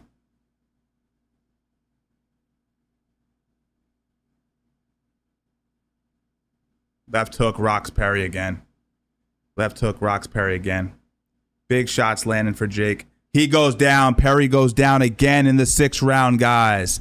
He goes down again. You better get up. 6, 7. He's up. He's up. He's up. Oh, his legs are shot. They call the fight, guys. They call the fight. It's over. It's over. Jake Paul stops Mike Perry. Jake Paul stops Mike Perry. Another embarrassing moment for MMA. Kind of. I mean, he's not really an MMA fighter as much anymore, and we know he's a bare knuckle guy. And for us who picked Jake to win the fight, we were right, unfortunately. We were right, unfortunately. Now we can discuss it in the chat, how we feel about it. There you go. There you go. There you go. But he got up. He got up. Yes, he did. Perry did get up. He got up. I just get myself into, but in the end, his boxing experience that people. Yeah, I did feel that as well. I felt there was a moment in there. Oh man, Jake needs to go to there was a moment in there where you could see what Jake was like. Oh wow, this is because he was trying to clinch Perry. Perry was framing really well. You could see there was some issues going on there. Applying pressure, and Jake didn't. But I absolutely think it's time. I'm gonna say it for the last time, hopefully. Look at his little cheerleader, Devontae Love, whatever his name is. We want to see him fight someone that boxes, man. Don't you guys want to see Jake in there with a boxer? I'd love to see that. A guy, but a talented boxer, a young, talented kid who knows how to operate. Yeah, the size difference played a role. I know it because when he punched Perry in the shoulder, Perry went flying, and I was like, that's not normal. We don't usually see that. But yeah, man, Perry's a guy with a foot at 170 in UFC. This is not a big guy. You know? But I'm telling you guys right now, this is the facts. This is the facts. If you put Mike Tyson in there with Jake Paul is going to knock him unconscious. I know a lot of you guys, maybe you're getting a little up there in age and your memories are different. I'm protecting a legend when I say that. Don't put him in there with Jake Paul. See, he got hit. I'm looking over at the replay here. Perry got hit with just a barrage of punches. Just Jake stayed active with his punches. He's fairly accurate when he blitzes you, which I think is actually pretty much, not everyone could do that. He has the ability to punch going forward and be fairly accurate. Really get you out of there. He's a good finisher. And Perry goes down. Perry goes down. It's, you know, you fight for these big money fights, and it's embarrassing when you lose to this guy. Not that he's not a talented kid, but it's because, like, and this is what I said. We got into this discussion earlier. Enough with the influencer boxing. Steve, would you do an influencer boxing? Wait, so, well, should this guy box this guy? There's no more talk of boxing. MMA. Get as close to real fighting as possible. These poor guys go into these boxing scenarios and they're fucking handicapped. You spent 5, 6, 7 years perfecting your grappling, your ground and pound, your elbows in the clinch, your knees in the clinch. And then you go and you box a guy with big gloves on. It's like, sure, I'll just handicap myself. I mean, that makes a lot of sense. Jake about to call out Ric Flair next. Incredible. You guys get what I'm vibing on, right? Knockout. That's my take on it. I'm sure there's some people who are going to say Jake couldn't get rid of him in the second round. You know, some people will say that just exposed that Jake, you know, isn't that good, all that kind of stuff. Forget 10 pro fights, 1 amateur fight. I think Jake is constantly. Ariel Helwani just sucks the best balls, I'd say. He's a real ball sucker, isn't he? And gentlemen, the end comes at the official time. 1 minute, 12 seconds, round number 6. I'd like to hear what they're going to say at the end. I want to hear what he says at the end of the fight. Let's see what he has to say. Can't take anything away from the kid, man. He did a good job. Keep calling the kid. He's 27 years old. He did really good. You know, he did what he had to do. And what I like to see is he fought against some adversity in there. I don't think he was hit with a few clean shots that wobbled him a little bit. He did a good job. Platinum, Perry. Gabe, you've seen Jake Paul for a long time. How are his boxing skills improving or regressing? He did a few good things in there that I was impressed with. He dealt with the adversity of those wedges. Perry was using those very well, and that can discourage a boxer. A boxer feels a wedge against him. He goes, I'm supposed to be able to clinch you here. Like, we usually agree on this. Perry kept breaking that agreement. And he didn't allow that to dictate his behavior too much.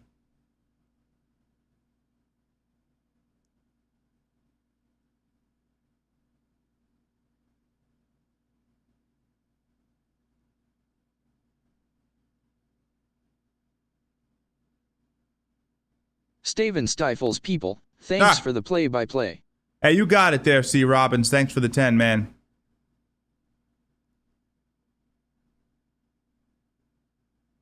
It's nuts, right, guys? It's a big... Thank you very much. Let's see what he says, though. Congratulations on a hard-fought victory. Midway through that fight, when he is just not going away and you're hitting him with everything. Man, he's tough as nails. I'm sorry it took so long. Tampa, I love you. Let's go. He's tough, man. Respect to Mike Perry. He's the king of violence. He's the BKFC champion. But I just hit too hard, but he took a lot of damage, and that's a W, baby. I'm super excited. Fair to say he was tougher than you thought he would be. I don't know. I kind of expected that. But, yeah, I mean, I did put him down in the first round. He just survived it. But Mike Tyson, your next big boy. Sign the contract. November 15th on Netflix. I'm excited for that one. I'm going to go home, prepare for that. And Alex Pereira, you said you want to box. I'm the king of this. I'm the king of this. Come over. We can make it happen. He calls out Pereira, chat.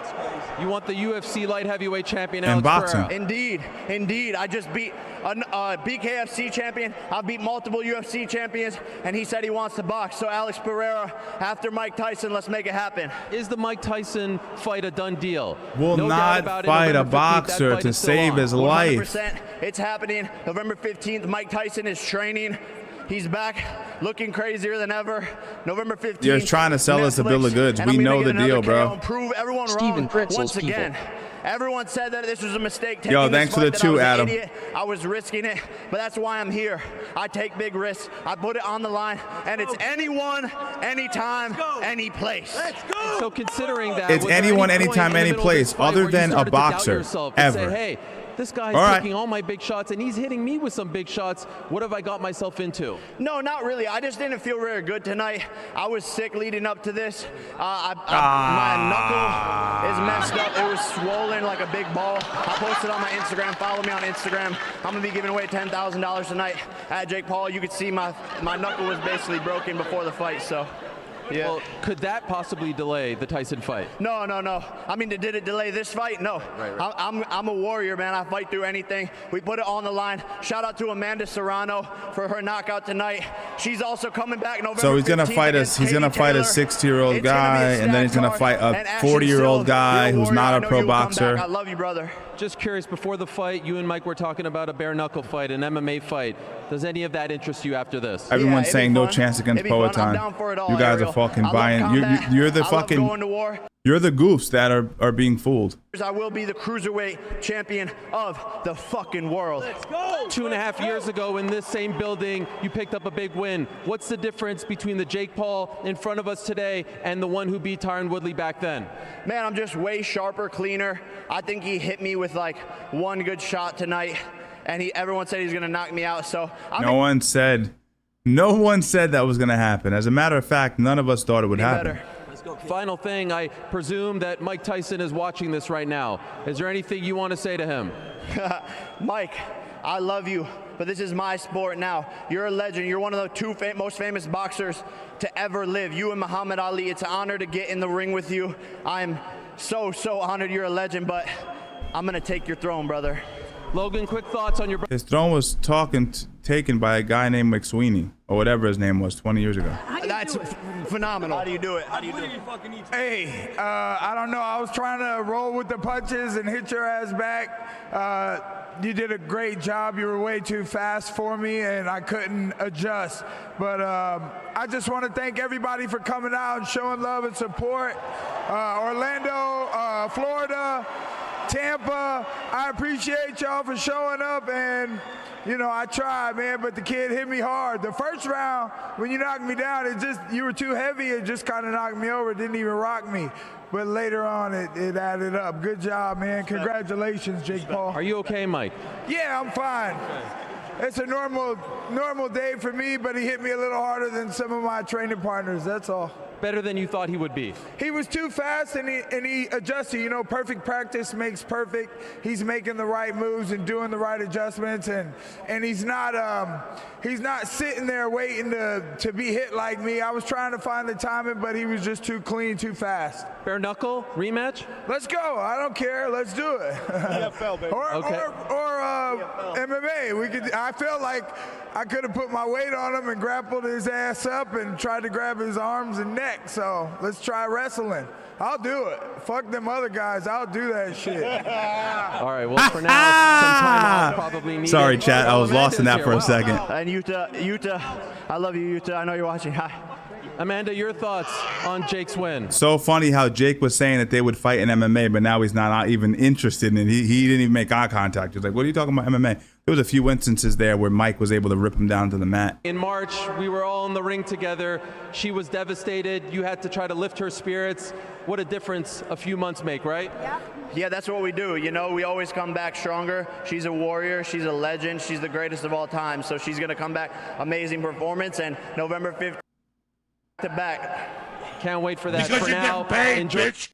Yo, Energetic, thanks for the 3-month memberships. Guys, you can become members of this channel, get exclusive content and other perks like that as well. So, Energetic, what do you say here? It's a great grift. People love to watch Mayweather just to see him lose. Alex P is really bad against boxers. He shouldn't take it. I agree 100%. Yeah, Francis could be a fun one. I think that would be fun. I agree with Pereira. I mean, we've seen him do good in sparring against boxers and shit like that. But there's a difference between boxing and what does Pereira do, guys? Let's be real here. He is good, but he's really good with the calf kicks, with timing knees, things like that, and that kickboxing range. Boxing is different, and he does hang his chin up there, and he is a little chinny. So I don't think that's a good fight for Pereira. This is coming from a Pereira fan. It's a bad fight. Again, Jake Paul would not call him out if he didn't think it was an extremely winnable fight. Don't let that insult your intelligence and your fandom for the guy. Just know that there's a reason for why he wants to fight Pereira. It's because he thinks he can beat him. Or actually knows he can beat him. Crazy, guys. Crazy. What a night of fights, though, man. See this guy come out and...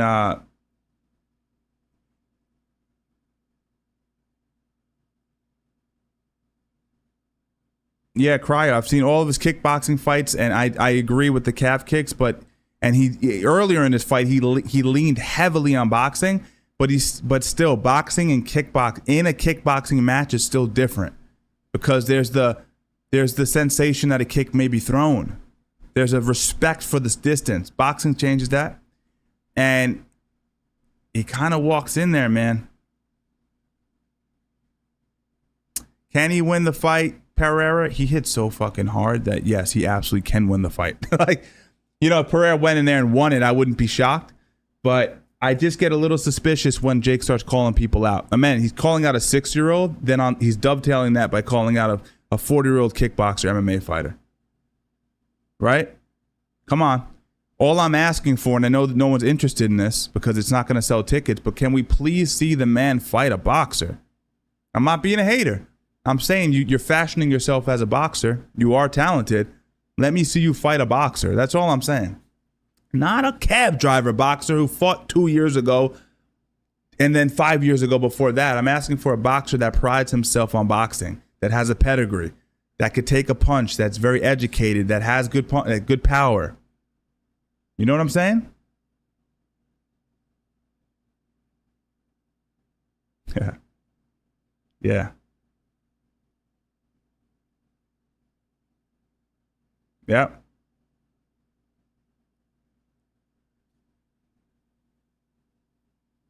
You know, Grave, I agree with you. It is con artistry, and yeah, maybe we should not watch it. But, you know, obviously people like watching it, otherwise you guys wouldn't be here. So obviously there's a market for it, and that's why we cover it.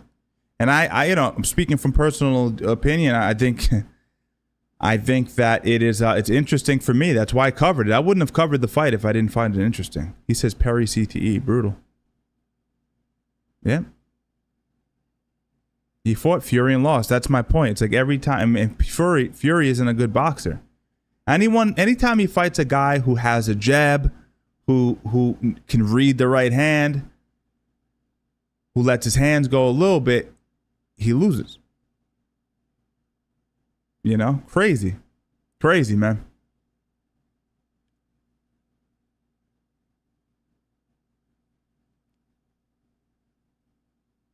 Let's go. What's up, Tyrannical?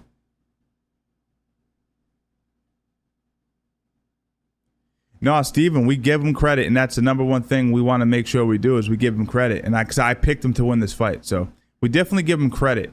He is fighting more people with more experience, but it's almost like, yeah, like it's like saying like, yeah, he was a great chess player, but I'm beating him in checkers or vice versa, right? It's like they're similar games, but they are different. Just because you have more fight experience in karate doesn't mean it's going to translate to kickboxing, although you think it should. You get what I mean? Or like, man, you're a great jiu-jitsu guy, but now you have to do freestyle wrestling. It should translate more, but it doesn't always translate that well. That's all I'm saying. So some of that experience gets washed out, basically, is what I'm trying to say. Yeah, Mike Perry will lose in bare knuckle against him too. You know what? Maybe, bro. Maybe. Because that is a different game. That is a different game, and your behavior changes because of the risk involved. I don't know if I'd guarantee that he'd lose that fight. But what I will say is an MMA fight would be fun. It's not going to happen, though. It would be fun, though. Mehdi asks me, Steven, would you ever entertain influencer boxing yourself? I've said this on countless streams. I said it like 4 times on this stream alone. It's influencer MMA or bust. Boxing, influencer boxing. Let's face it, what we want to see is 4-ounce gloves, 2 guys step into a ring or cage, and we figure out who the best fighter is, not who the best boxer is. I think most of you in the chat agree with that. Why take away tools? You want to knee someone's skull in. You want to ground and pound their heart out. You want to see them break underneath you. You don't want to touch them with the jab and then the referee jumps in and breaks you. Nah, none of that.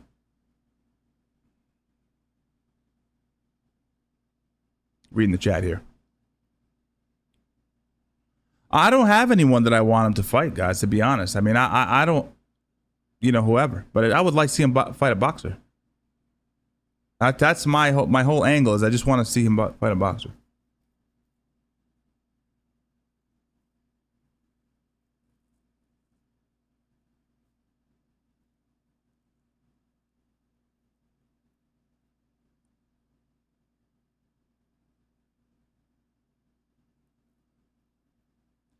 Yeah, that's another part that people don't want to pay attention to. When you do bare knuckle, there's a lot of action in the clinch. And that's where we saw the struggle from Jake. And that's what I would worry for him in there. Those short shots in the clinch, when you're turning a guy off the underhook or the whizzer and you're running him into bare knuckles, man, that changes everything. That it is not boxing. So I would. He's not going to do that anyway, by the way. We're just speculating. He's not doing that.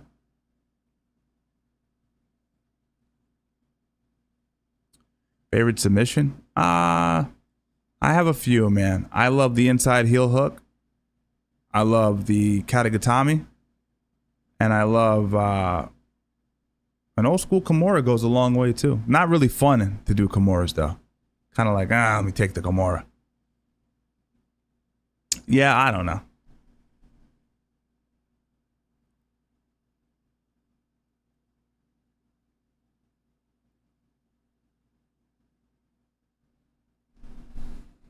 Yeah.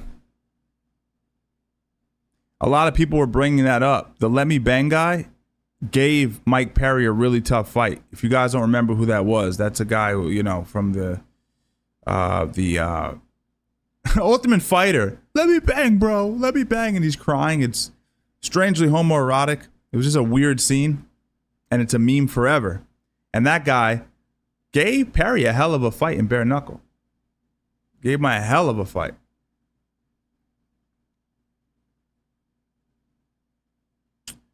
The best exercise for improving boxing for cardio is sparring. Anything, you're talking about something that's removed from the ring or removed from the gym, I'd say running. Distance running probably, and sprints.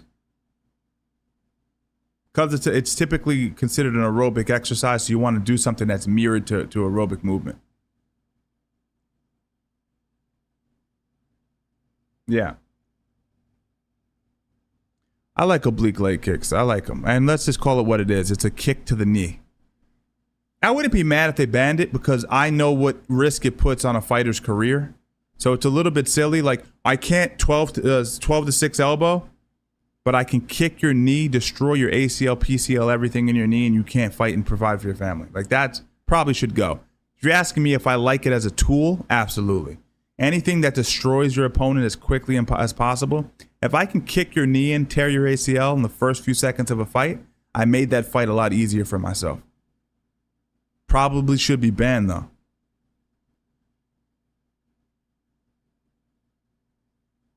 Yep.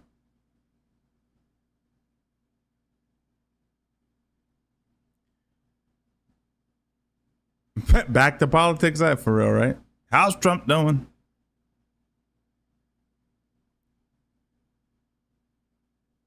Yeah, I know. It was lame, guys. We don't want to tell you.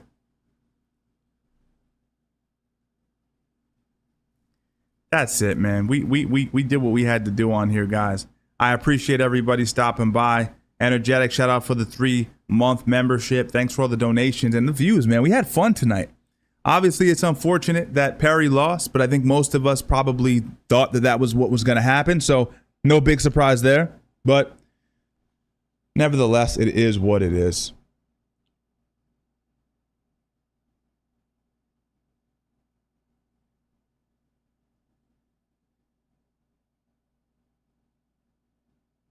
Prevent injuries in jiu-jitsu. The best way to prevent injuries in jiu-jitsu is to know when to tap. Tap early, tap often, leave your ego at the door, and just that's what you got to do. You got to manage your ego. As a man, it's really hard to do. I started at a very, very young age, prepubescent boy. So I didn't have that ego. I was getting beat up by men for a little while. But I've trained men for 20 years. So I get grown men coming in, and they can't deal with the fact that another man can hold them down against their will, and it causes them to move in positions where they shouldn't move, and they end up getting injured. So humble yourself and learn to just be a good student and learn. Yeah, Strangle's going away. Strangle's going away, guys. The name Strangle. So stay tuned for that.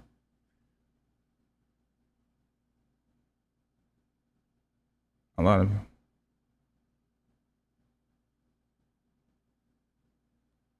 It's a ridiculous... It's like the cryo. It's like the jiu-jitsu guys who were like... Back in the day, even when I started, it was like, we can't do heel hooks. It's too... I mean, IBJF just legalized it a few years back. You can't don't do heel hooks. It's too dangerous. It's like most of the injuries are not from heel hooks. Like, it's ridiculous. It's a ridiculous statement. It's and yeah, I've never heard anyone compare heel hooks to an oblique kick. That's ridiculous. The self-control you have to lock up a heel, to finish a leg lock, is crazy. Like, it's super sophisticated biomechanical movement. you know, it takes me no effort to kick your knee in and to hyperextend your leg. It like you said, it's a false equivalency. Yeah, and I don't want to. Yeah, thank you. Grave is saying Tyson is 58. Stop talking about it. Thank you. Enough with the Tyson. Tyson hasn't been a boxer for a long time. We love him. He's one of the greats. But let's learn to just move on from it if we can.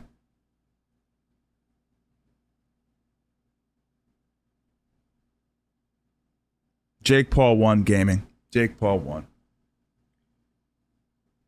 Steven wrangles people. That can be construed in many different ways, but pretty interesting.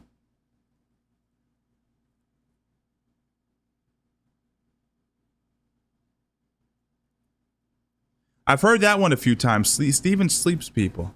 Steven sues. I'm not going to. No litigation. I don't want to give anyone any ideas to sue me either. That wouldn't be good.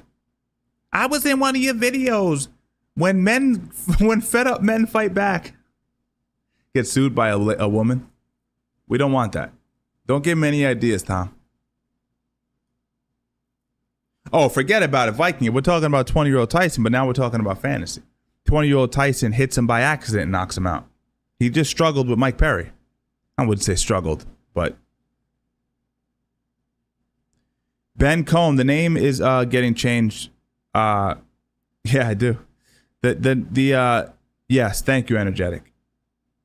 Yeah.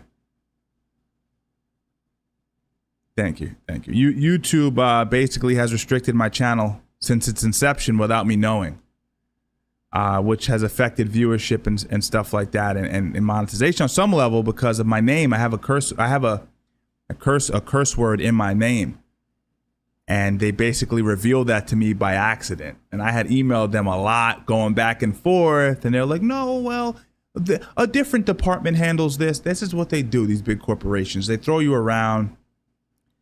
Make this company a lot of money a year. And over the course of the last 4 years, a ton of money. And it's just so funny, dude. So funny. I go to sign off for my gold plaque. I put Steven Strangles people. And they go, "We can't put that on the plaque. It's a curse word." I'm sorry. I know I'm repeating this. Some of you guys already heard the story. "You can't put Strangles on your gold plaque. It's a curse word. We can't even ship it to you." I go, huh. They just revealed their cards. You can't ship me a plaque with my name on it. Why would you share my content on the homepage?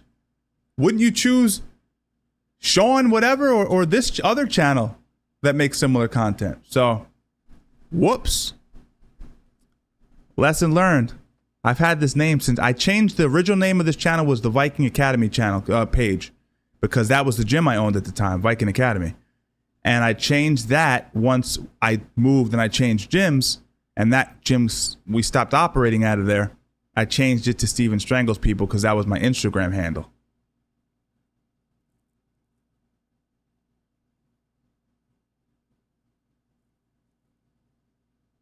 You guys gave a lot of great names. I'm going to have to give you 3 names or 4 names on the actual community tab. I'm going to put out a poll and you guys just vote. The issue with community tabs is my community tab gets shown not just to subscribers, but to people who have been in contact with my channel. I did 65 million views this month. So that's 65, so many people, and many of them don't really know who I am. They just watch some content, a short here and there. So they're like, who the fuck, who are you? Why are you asking me about your name? So I might not get a really quality vote. But I'm going to do it anyway. I suggest joining the Discord because I'm going to poll you there, and I'm going to also poll in my Instagram stories as well. Energetic, I think Suffocates is going to attack. Bro, Strangles, they won't ship me a fucking million subscriber plaque because of the word Strangles. Think about that. Wrap your head around that. Now, when you go to the community guidelines and you go, is Strangles a bad word? It's not. There's a bunch of weird behind the scenes stuff going on with this fucking platform. I don't like it. Yeah, definitely join. It's pinned at the top of the chat. It's basically like a private, it's like a chat like this, but it's private. And it's very small still, so definitely get in on that. Yeah, I think Steven SP is good too. Steven SP is kind of the leader from me, but I'm still flexible with it, guys.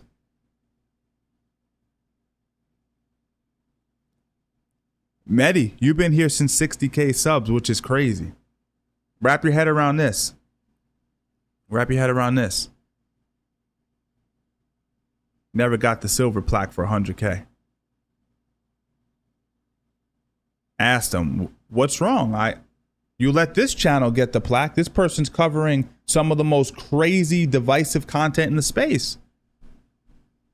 At the time, I was covering retro television shows like, what was I covering? Bellator and Bully Beatdown and Caged and Bullshido videos. Fucking cartoonish videos. And they're like, well, we can't give you the 100 plaque with the 100K plaque. They would refuse to tell me what it was. Got them, no. They slipped up. Well, anyway, I wrote them recently. I'm waiting for a response email. And I told them, listen, could you give me an exception? There's an exception thing you can sign. So I'm still waiting on a response. It's been about 2 days. So I'm hoping that by Monday, maybe they're off on the weekends. The Deadliest Warrior, exactly, Leonard. And I'm hoping they'll be like, yeah, listen, we'll give you an exception for the name. But I would like to have Steven Strangles on the plaque because that's what got me here. But I'll tell you what, the name's getting changed next week at some point.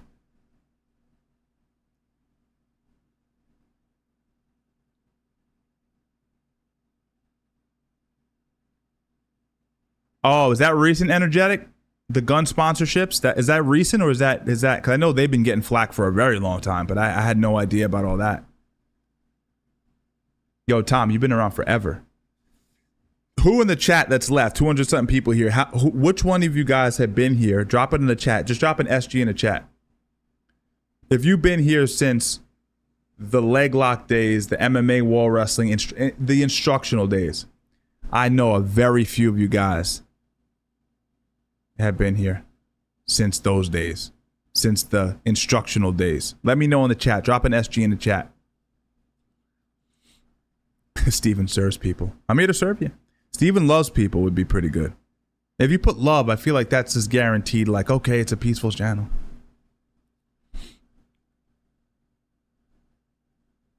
Yeah, Ben, that's exactly right. Never got it. I'm telling you guys, they've been dicking me since day one. I'm telling you, I think it was 2018 to 2020, somewhere in that range. 2019. As soon as I switched that name, unbeknownst to me, they started chopping my legs out from underneath me. It's amazing I got to 1 million subscribers this fast. We got to 875 million views on this channel. Crazy, but I know they're putting the kibosh on some of my long forms, the stuff that gets shared on the homepage. They're definitely dicking me. Oh, we got a few people. Wow, Spencer. Damn, Goju been around, dude. Tom been around. Wow. Few of you guys. Not many, though. Not many of the 200 in here have been around that long. So that's awesome. That's cool to see. Since Bully Beatdown. Okay, so beginning of 2022, which is crazy. This channel really hasn't been an entertainment channel. For very long. Really, I would say about 2 years. Steven loves you. Get the AI math on your side. Absolutely, dude. Absolutely. Yeah. I'm leaning towards Steven SP, but it's all up in the air, guys. It's all up in the air. Yen Yang, 2021 makes you an OG. Because honestly, that's when I started entertainment. That's the year I started entertainment. Before then, it was like, I don't even think the channel was monetized, or it was monetized. It was like I wasn't making a living online. I wasn't actually entertaining people. Completely different time. So that 2021 is kind of, in my way, I feel like the beginning of the era of entertainment. Bully Beatdown was pretty close to the beginning, man. Pretty close to the beginning. Yeah.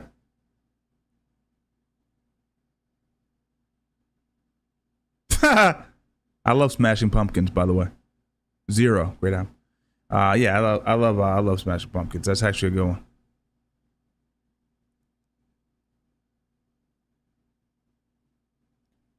All right, so let's see. You guys crushed me today. You guys got me with so many good ones. Earlier today, forget about it. It was an absolute riot.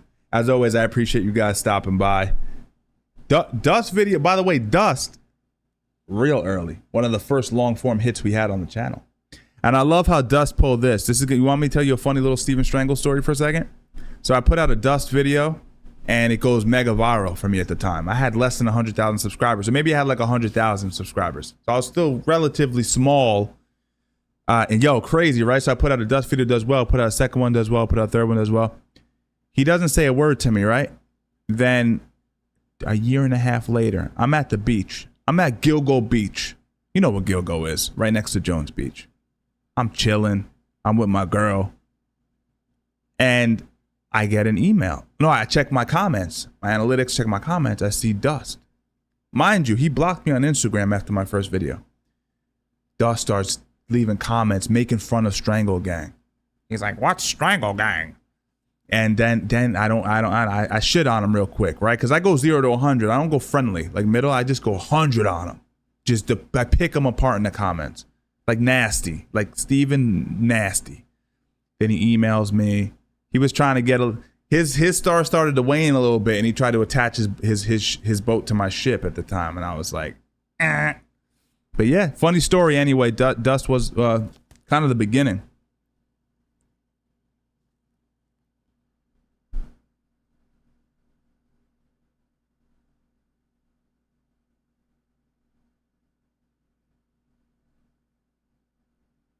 Yeah, nice. Yo, chat, let me get out of here, guys. You guys were great. This was a crazy fight. I appreciate everybody as always. It's 1:32 over here in New York. I appreciate everybody. And I'll be seeing you guys in the next live. I'm probably going to post a long form maybe tomorrow, if not Monday. Shorts all the time. Funny little shorts all the time. Watch those too, guys. Oh, that's not why I stopped. No, Google. I would have kept hitting him over the head for 10 years straight if I could. It's just it's how many times can I say the same thing? It started to become redundant. After the third video where the jiu-jitsu kid reversed the gun on him, I was like, I think I'm done with him. I just kind of stepped away from it. But yeah, funny nevertheless. Anyway, guys, absolutely take care. I'll see you in the next one.